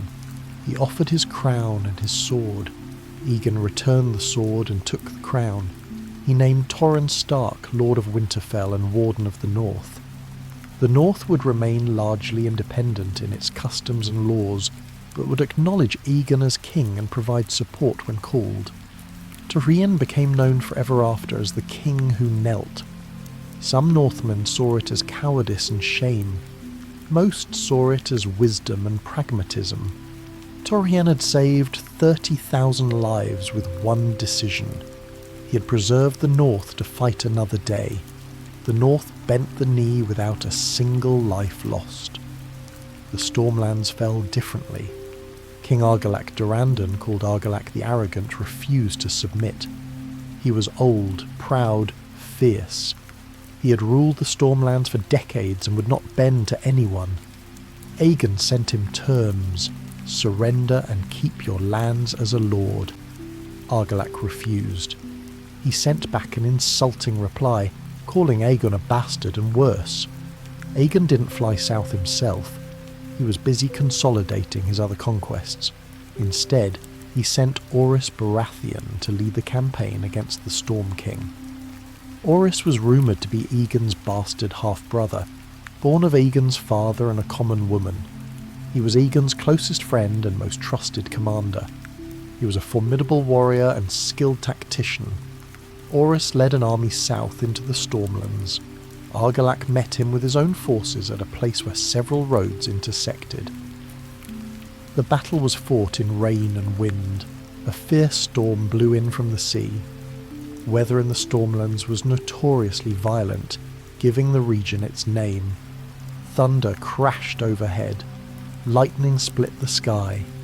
Rain fell so hard it was difficult to see more than a few yards. The dragons didn't fly that day. Even dragons avoid severe storms. Flying in high winds and lightning is dangerous even for them. So the battle was fought on the ground, conventionally. Orys proved his tactical skill. He outmanoeuvred Argilac, using the storm and terrain to his advantage. The Storm King's forces were defeated after hours of brutal fighting. Argilac himself died on the battlefield, sword in hand, fighting to the end. He was old, but he was a warrior, and he died like one. After the battle, Orys went to Storm's End, the ancient castle of House Targaryen. The castle was said to be impregnable. Its walls were 100 feet high, made of smooth, seamless stone. It had withstood sieges for thousands of years. But Orys didn't need to breach the walls. Argilac's daughter remained in the castle.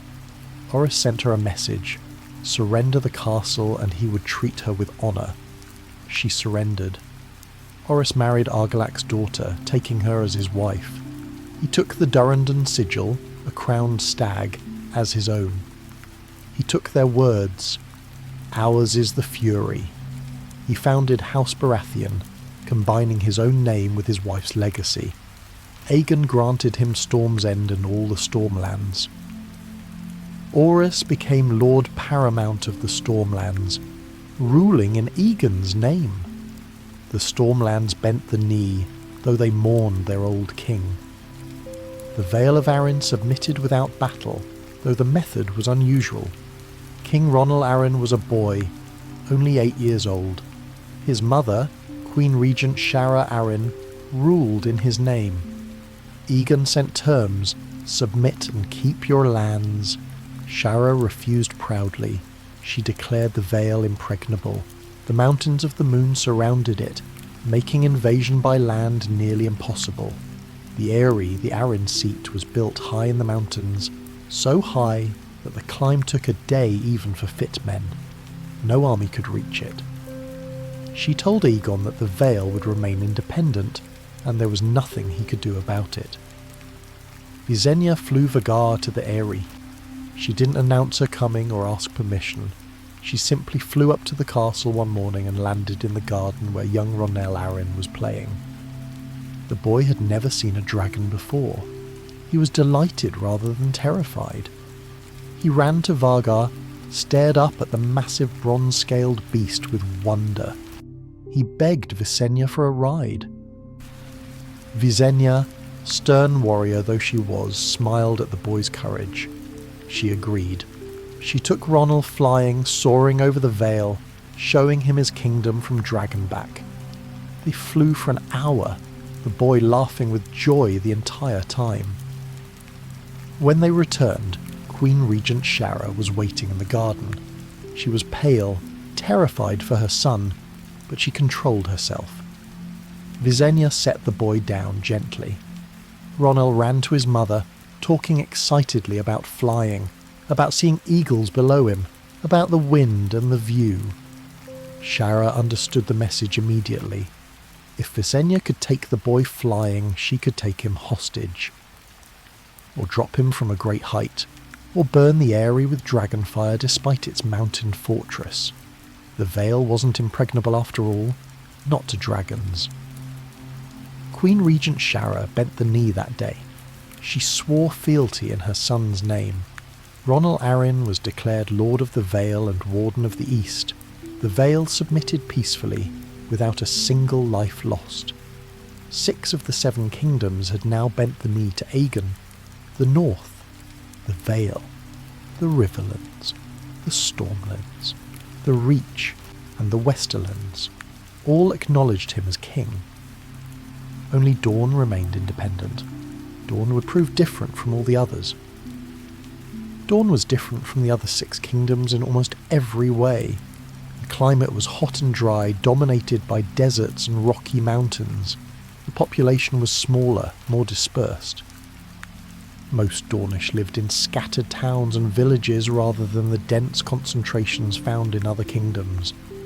The culture was distinct, influenced more by Rhoynish traditions than First Men or Andal customs. Women could inherit and rule equally with men.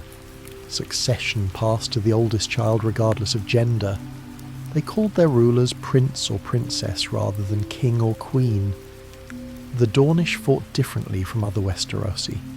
They avoided open battle, preferring guerrilla tactics and mobility. They struck quickly, then melted away into the deserts and mountains.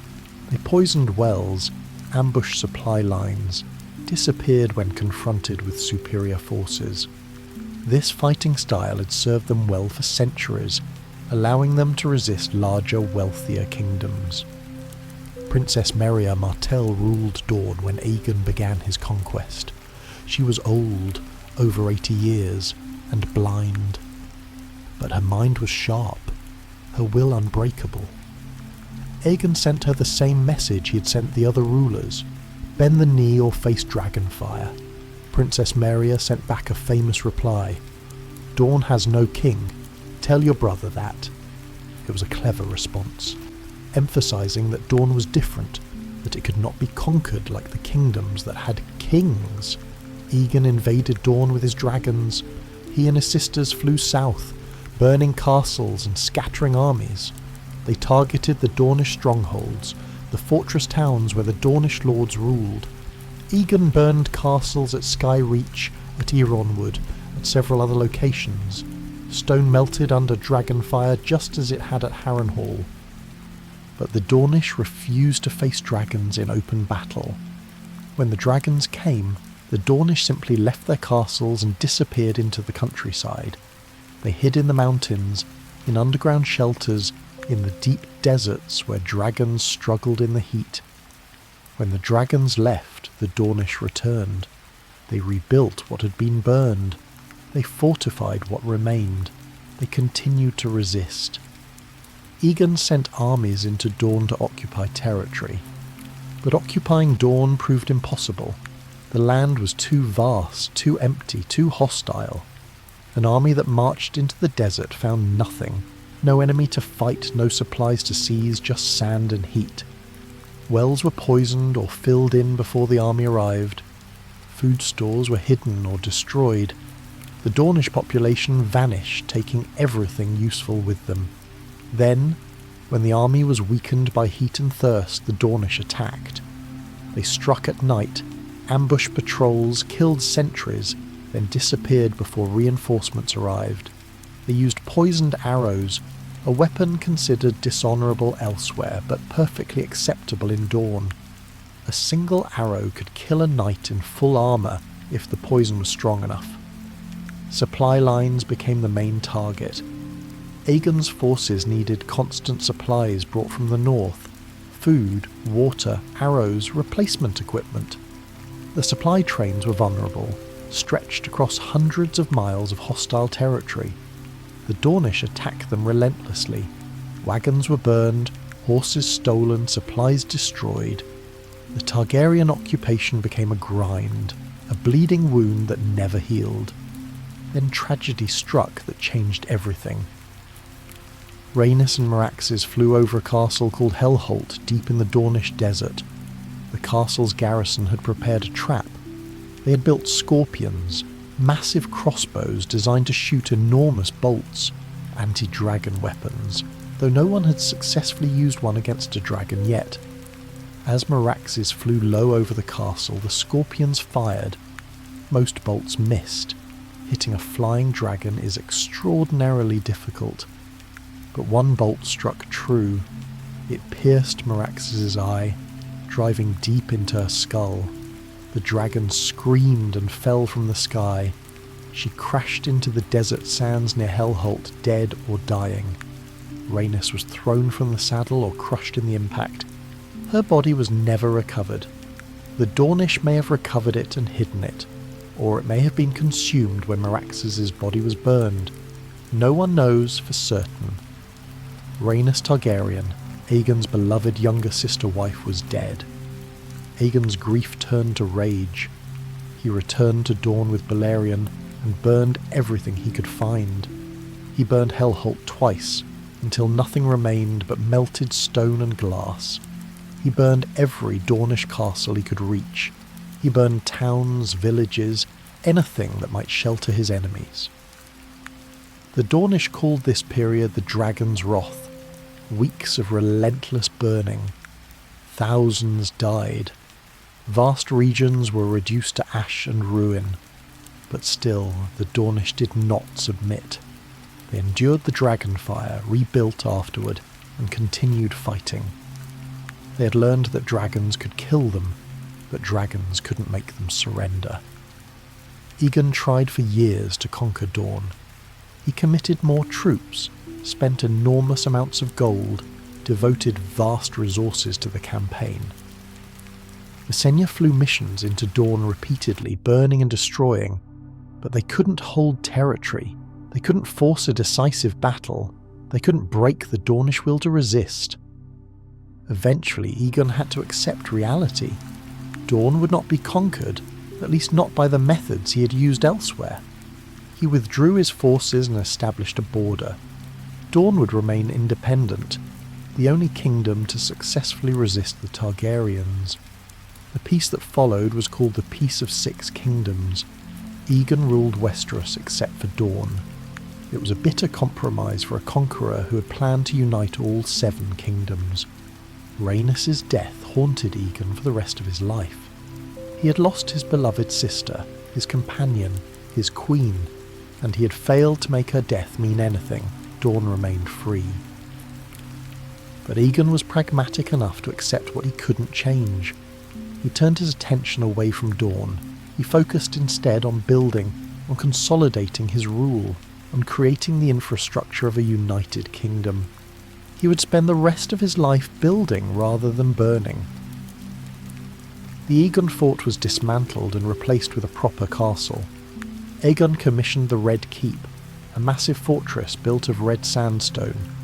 He imported the finest architects and builders from across Westeros and Essos. They designed a castle that would be both defensible and beautiful. Construction took years, some say decades. Stone was quarried from nearby hills and shipped to the building site. Thousands of workers laboured on the project: masons, carpenters, roofers, glaziers, metal workers.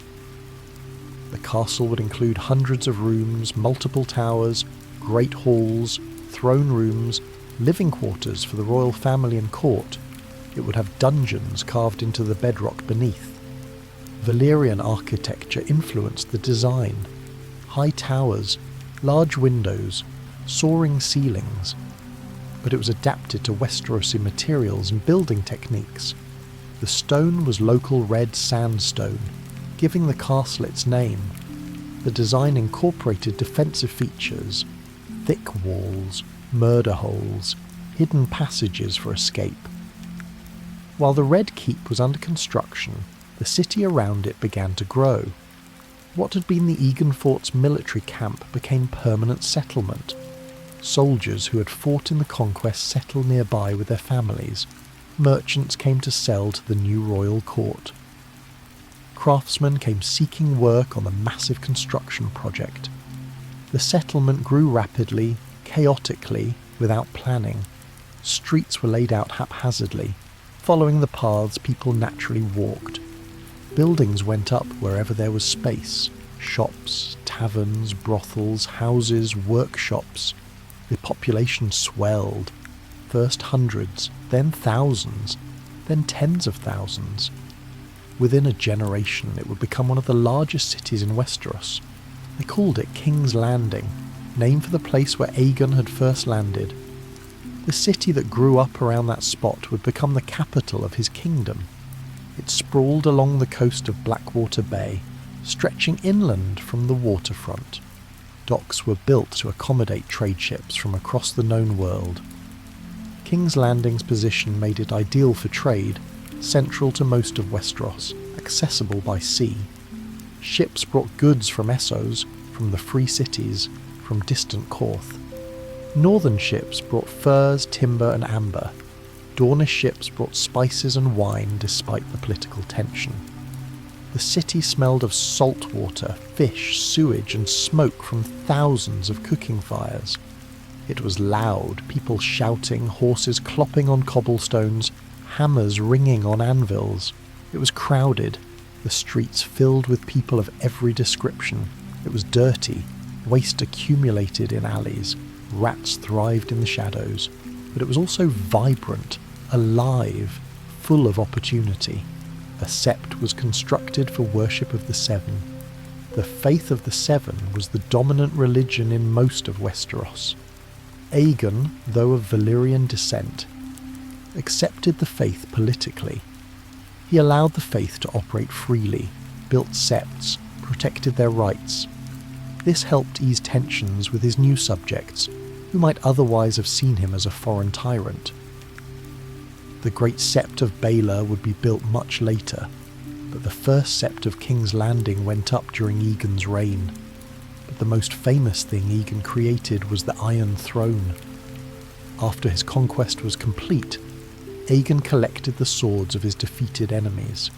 Every lord who had fought against him and lost was asked to surrender his sword. Some surrendered willingly as a gesture of submission. Others had their swords taken from the battlefield where they fell. Aegon collected 1,000 blades, perhaps an exaggeration, but certainly hundreds.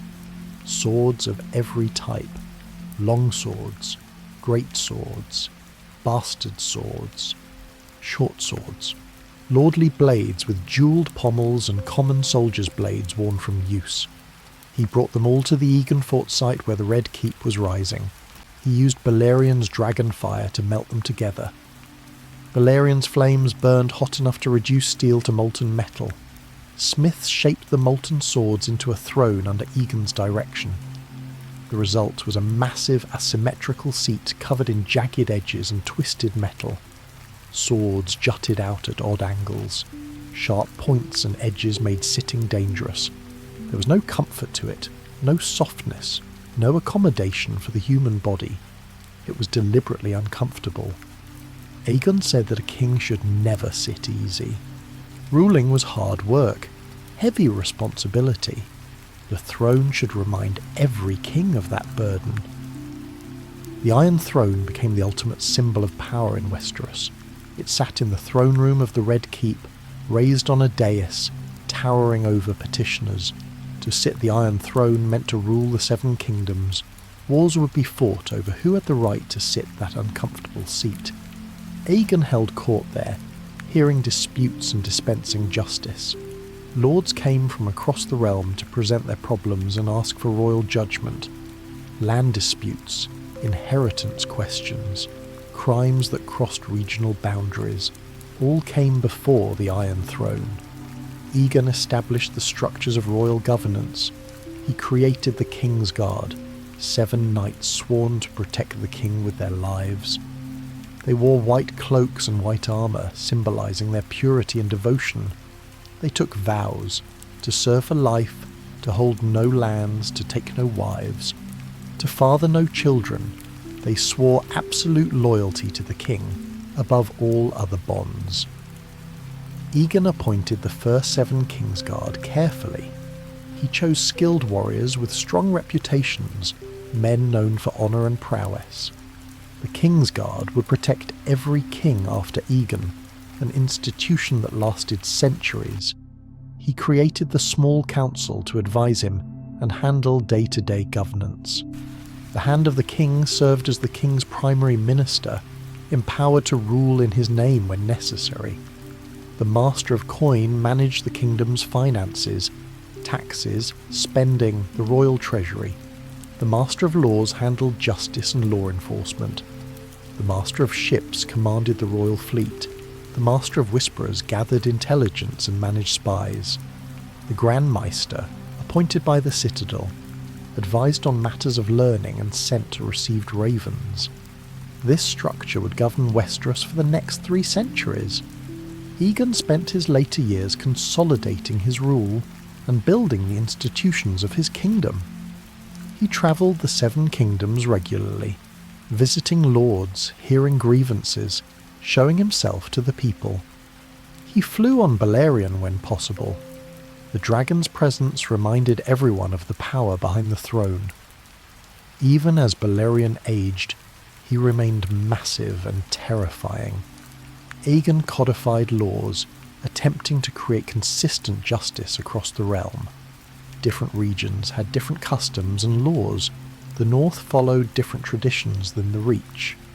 Aegon tried to create a unified legal system while respecting local customs. It was delicate work, requiring compromise and patience. He standardized weights and measures so trade could function smoothly across regional boundaries. He established trade agreements, reducing tariffs between regions. He built infrastructure, roads, bridges, ports. Boring, necessary work, the work of kingship rather than conquest. Aegon married again later in life. After Rhaenys' death, he took other wives, though none replaced her in his heart. He had children, establishing the Targaryen dynasty. His heir was Aenys, born of his marriage to Rhaenys before her death. Another son, Maegor, was born of Visenya. These 2 sons would shape the dynasty's early history, though neither would match Aegon's achievements. Aegon ruled for 37 years after his conquest. He died of natural causes, an old man, in his bed. For a conqueror, it was a peaceful ending. He was succeeded by his son Aenys, and the Targaryen dynasty continued. But the kingdom Aegon built, the united 7 kingdoms, the Iron Throne, the structures of governance, those would last for centuries. Aenys Targaryen took the throne after his father's death. He was Aegon's son by Rhaenys, gentle and bookish. He had inherited his mother's charm but not his father's strength. Aenys was a weak king, indecisive, easily swayed. He wanted to be loved rather than feared. He made concessions to placate rivals, which only encouraged more demands. His reign saw rebellions break out across the realm. The faith of the 7 rose against him, declaring that Targaryen sibling marriage was an abomination. Militant orders of the faith, the warriors' sons and poor fellows, took up arms. They attacked Targaryens and Targaryen supporters. Aenys couldn't handle the pressure. He fled from place to place, unable to put down the rebellions. He died after only 5 years on the throne, possibly poisoned. His half-brother Maegor seized power. Maegor Tham, called Maegor the Cruel, was Aegon's son by Visenya. He was everything Aenys was not. Strong, ruthless, terrifying. He ruled through terror and violence. He crushed the faith militant with dragonfire and mass executions. Thousands died, not just warriors but anyone suspected of supporting them. Maegor married multiple wives simultaneously, defying both faith doctrine and tradition. When the High Septon condemned him, Maegor had him executed and appointed a new one. He completed construction of the Red Keep using secret passages and hidden chambers. Then he killed all the builders so the secrets would remain his alone. Hundreds of craftsmen were murdered to protect the castle's mysteries. Maegor died mysteriously in 48 AC, found dead on the Iron Throne. His body was covered in sword cuts, though no one saw who killed him. Some said the throne itself killed him, divine justice for his cruelty. Others suspected assassination by his own Kingsguard or family members. The truth was never discovered. Jaehaerys II, Aenys' son, took the throne and proved to be one of the greatest Targaryen kings. He ruled for 55 years, the longest reign in Targaryen history. He was wise, just, and politically brilliant. He made peace with the faith, negotiating a settlement that allowed Targaryen customs while respecting religious concerns. He reformed the laws, creating a more consistent legal system across the realm. He built the King's Road and other major roads, improving travel and trade. He established public works, aqueducts, granaries, harbours. He was called the Old King and the Conciliator. His reign was remembered as a golden age, the Old King's peace. Westeros prospered under his rule. Trade expanded dramatically. Cities grew larger and wealthier. The population increased. Art and culture flourished. The realm had never been more peaceful or prosperous. Jaehaerys died peacefully in old age in 103 AC, succeeded by his grandson Viserys I. Viserys I's reign began well but ended in disaster. He was a good king initially, kind, generous, beloved by his subjects. He named his daughter Rhaenyra as his heir after his son died young. The entire realm watched as she was formally declared the heir to the Iron Throne. Lords swore oaths to uphold her succession, but then Viserys remarried and had sons. His new wife, Alicent Hightower, bore him 3 sons and a daughter. The succession became disputed. Should a daughter inherit when there were legitimate sons? Viserys never changed his declared heir. He insisted Rhaenyra would succeed him, but many lords believed sons should inherit before daughters, regardless of the king's wishes. When Viserys died in 129 AC, both Rhaenyra and her half-brother Aegon claimed the throne. The result was the Dance of the Dragons, a civil war between 2 Targaryen factions. It was the bloodiest conflict since Aegon's conquest. The realm split in 2. Some houses supported Rhaenyra, called the Blacks. Others supported Aegon II, called the Greens. Dragon fought dragon across Westeros. Brother killed brother. Sister killed sister. Ancient houses were extinguished. Cities burned. Thousands died. Most of the Targaryen dragons died in the fighting. They killed each other in aerial combat. They burned each other on the ground. They died in battles, killed by arrows and scorpion bolts. Some 20 dragons existed at the war's start. By the war's end, only 4 remained, all small, most injured. Rhaenyra was killed by her half-brother, fed to his dragon. Aegon II was poisoned by his own supporters. Both sides lost. The war ended not with victory but with exhaustion. Aegon III, Rhaenyra's son, eventually took the throne. He was a boy, traumatized by years of war. He was called the Dragonbane because the last dragons died during his reign. The surviving dragons grew smaller and sicker with each generation. They stopped breeding successfully. Eggs stopped hatching, turning to stone. The last dragon died in 153 AC, small and deformed. For over a century afterward, House Targaryen ruled without dragons. They still had the Iron Throne, the Red Keep, and the loyalty of most lords, but they had lost the power that made them special. Without dragons, they were just another noble house, powerful but not godlike. Later kings came and went, some strong, some weak. Daeron I, called the Young Dragon, conquered Dorne briefly at age 14, but he couldn't hold it. Dorne rebelled, and he died in the fighting at 18.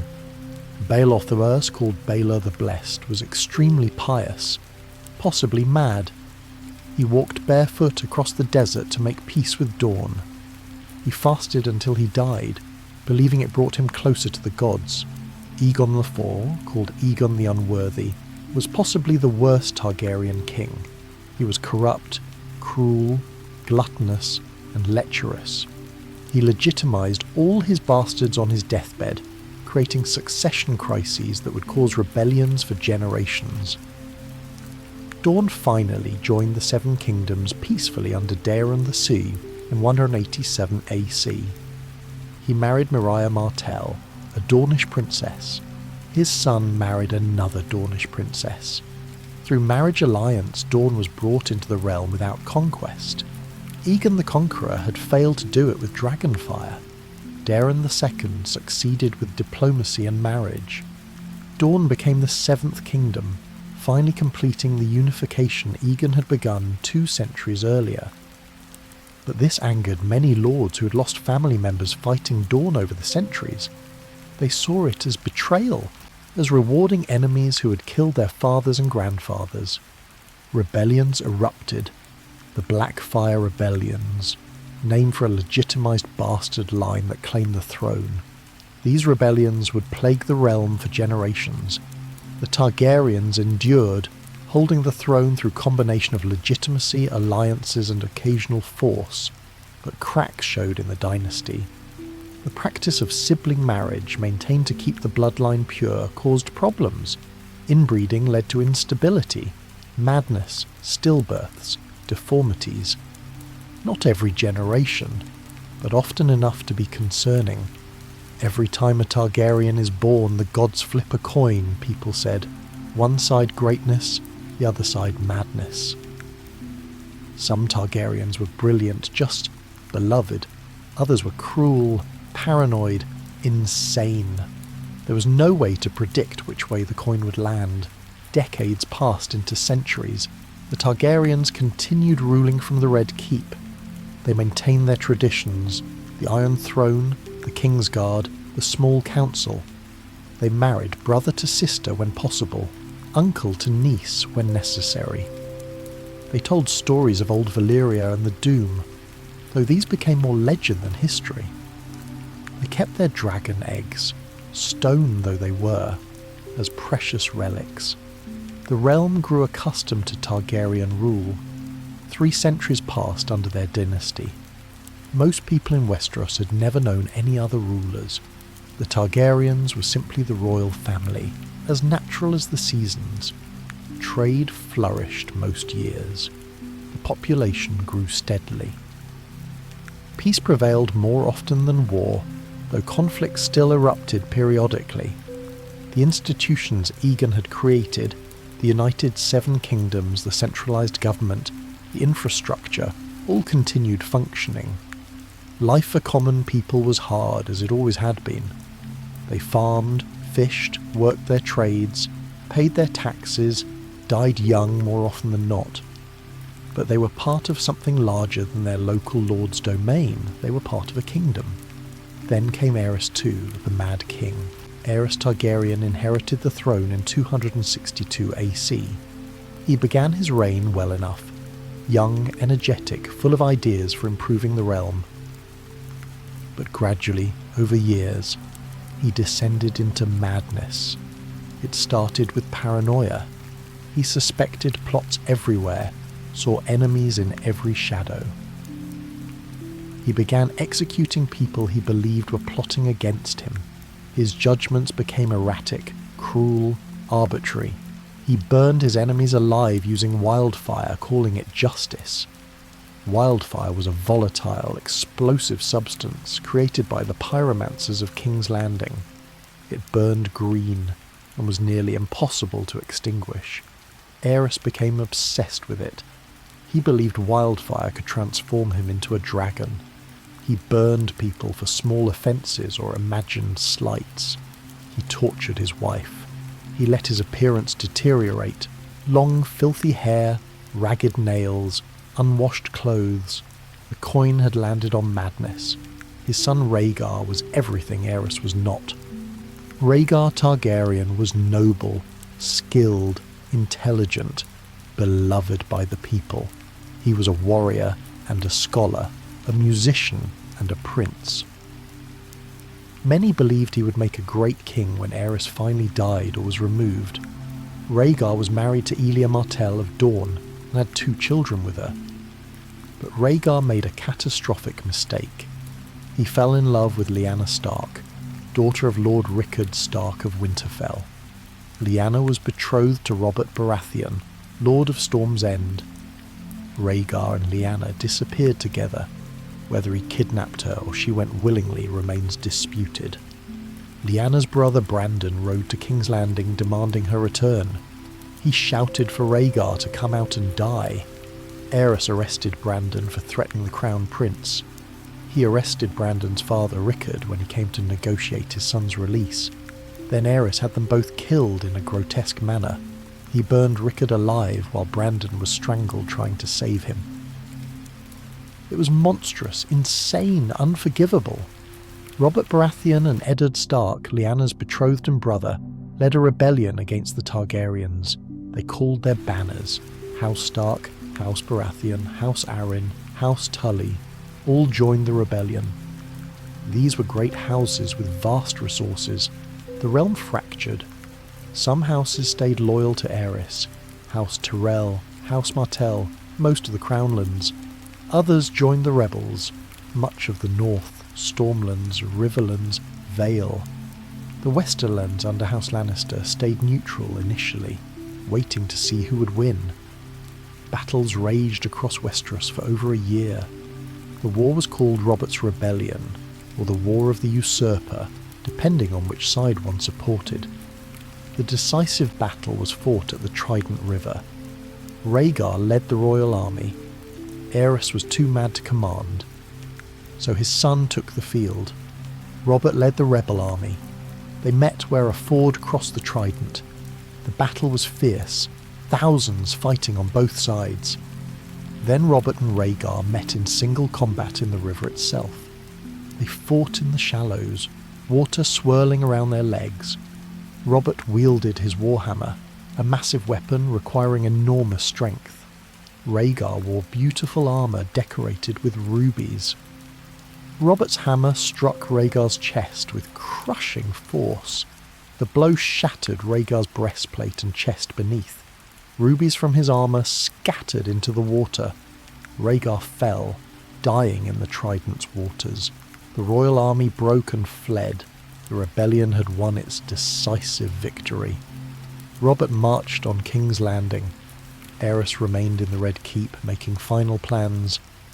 He ordered his pyromancers to place caches of wildfire throughout the city. Thousands of jars hidden in cellars, under streets, beneath buildings. Aerys planned to burn the entire city rather than let it fall to Robert. Burn them all, he commanded the pyromancers. He would kill everyone, his enemies, his own subjects, himself, in one great conflagration. Then, he believed, he would be reborn as a dragon.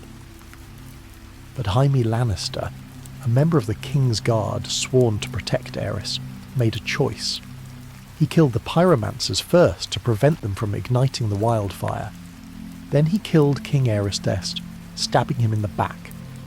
Jaime saved King's Landing from burning, but he had broken his Kingsguard oath, killed the king he was sworn to protect. He became known as the Kingslayer, a title of shame that would follow him forever. Robert's forces took King's Landing. They found Jaime sitting on the Iron Throne, waiting, his sword across his lap. Lannister soldiers, Tywin Lannister had finally joined the winning side at the last moment, found Rhaegar's wife and children hiding in the Red Keep. They murdered them brutally. Princess Elia was killed. Her children, a baby boy and a young girl, were killed. Robert claimed the Iron Throne by right of conquest. He had some Targaryen blood through a distant ancestor, giving his claim a thin veneer of legitimacy. But truly he won the throne through force of arms. The Targaryen dynasty had fallen. 2 Targaryens survived the fall. Viserys and Daenerys, Aerys' youngest children, were on Dragonstone when the war ended. Loyal retainers smuggled them across the narrow sea to Essos before Robert's forces could reach them. They lived in exile, homeless and powerless. They moved from city to city in the free cities, relying on the charity of those who remembered House Targaryen. Viserys grew bitter, obsessed with reclaiming his throne. He called himself the rightful king, though he ruled nothing. He became cruel and unstable, his coin landing on madness like his father's. Viserys died years later in the Dothraki Sea, killed by Khal Drogo, who poured molten gold over his head. Daenerys survived. She married Khal Drogo, became a Khaleesi, learn to lead. She received 3 dragon eggs as a wedding gift, ancient turned to stone. When Drogo died, she burned his body on a funeral pyre. She walked into the flames with her dragon eggs. The fire consumed the pyre but didn't harm her. When the flames died, 3 baby dragons emerged from the eggs.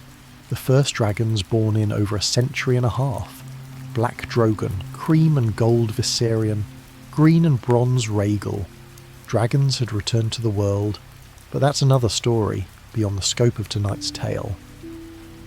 The Targaryen dynasty ruled Westeros for 283 years, from Aegon's conquest in 1 AC to Robert's rebellion in 283 AC. 15 Targaryen kings sat the Iron Throne during that time. Some were great, some were terrible, most were somewhere between. They brought unity to a divided continent. They established laws, built infrastructure, created institutions that would outlast their dynasty. They also brought fire, madness, and war. Their legacy is complicated, neither purely good nor purely evil. The Iron Throne still stands in the Red Keep, waiting for whoever is strong enough to claim it, built by Aegon from the swords of defeated enemies. Uncomfortable by design, a reminder that kingship is burden rather than pleasure. The Red Keep still dominates King's Landing's skyline. The city Aegon founded has grown into one of the largest in the world. The United Seven Kingdoms remain, though under different rulers. The structures Aegon built proved more enduring than his dynasty. Harrenhal's melted towers still stand as testament to dragon power. The Field of Fire is remembered in songs and stories. Torrhen Stark's decision to kneel is debated by historians. Was it wisdom or cowardice? The Dornish take pride in their resistance, the only kingdom to defy dragon fire and maintain independence. The rubies from Rhaegar's armour still rest at the bottom of the trident. The Targaryens are remembered as the Dragon Kings, the family that flew from Valyria's ashes and reshaped a continent, the family that proved even dragons can fall. Their story is one of prophecy and survival, of conquest and building, of glory and madness, of fire and blood. From a 12-year-old girl's dream that saved one family while 40 others burned, to 3 dragons and 3 riders who conquered 6 kingdoms, to centuries of rule that brought both peace and destruction, to a mad king's fall and a dynasty's ending. The Targaryens changed Westeros forever. Their legacy remains, written in stone and steel and story. Thank you for joining me tonight on this journey through Targaryen history. From Daenerys' prophetic dreams to Robert's rebellion, we've traced the complete arc of the Dragon Dynasty. From minor nobility in Valyria to rulers of Westeros to exiles once more. 300 years of history, dozens of kings, countless dragons, all reduced to legend and memory.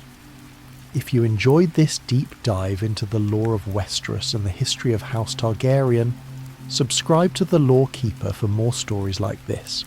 More history, more lore, more calm explorations of the worlds we love.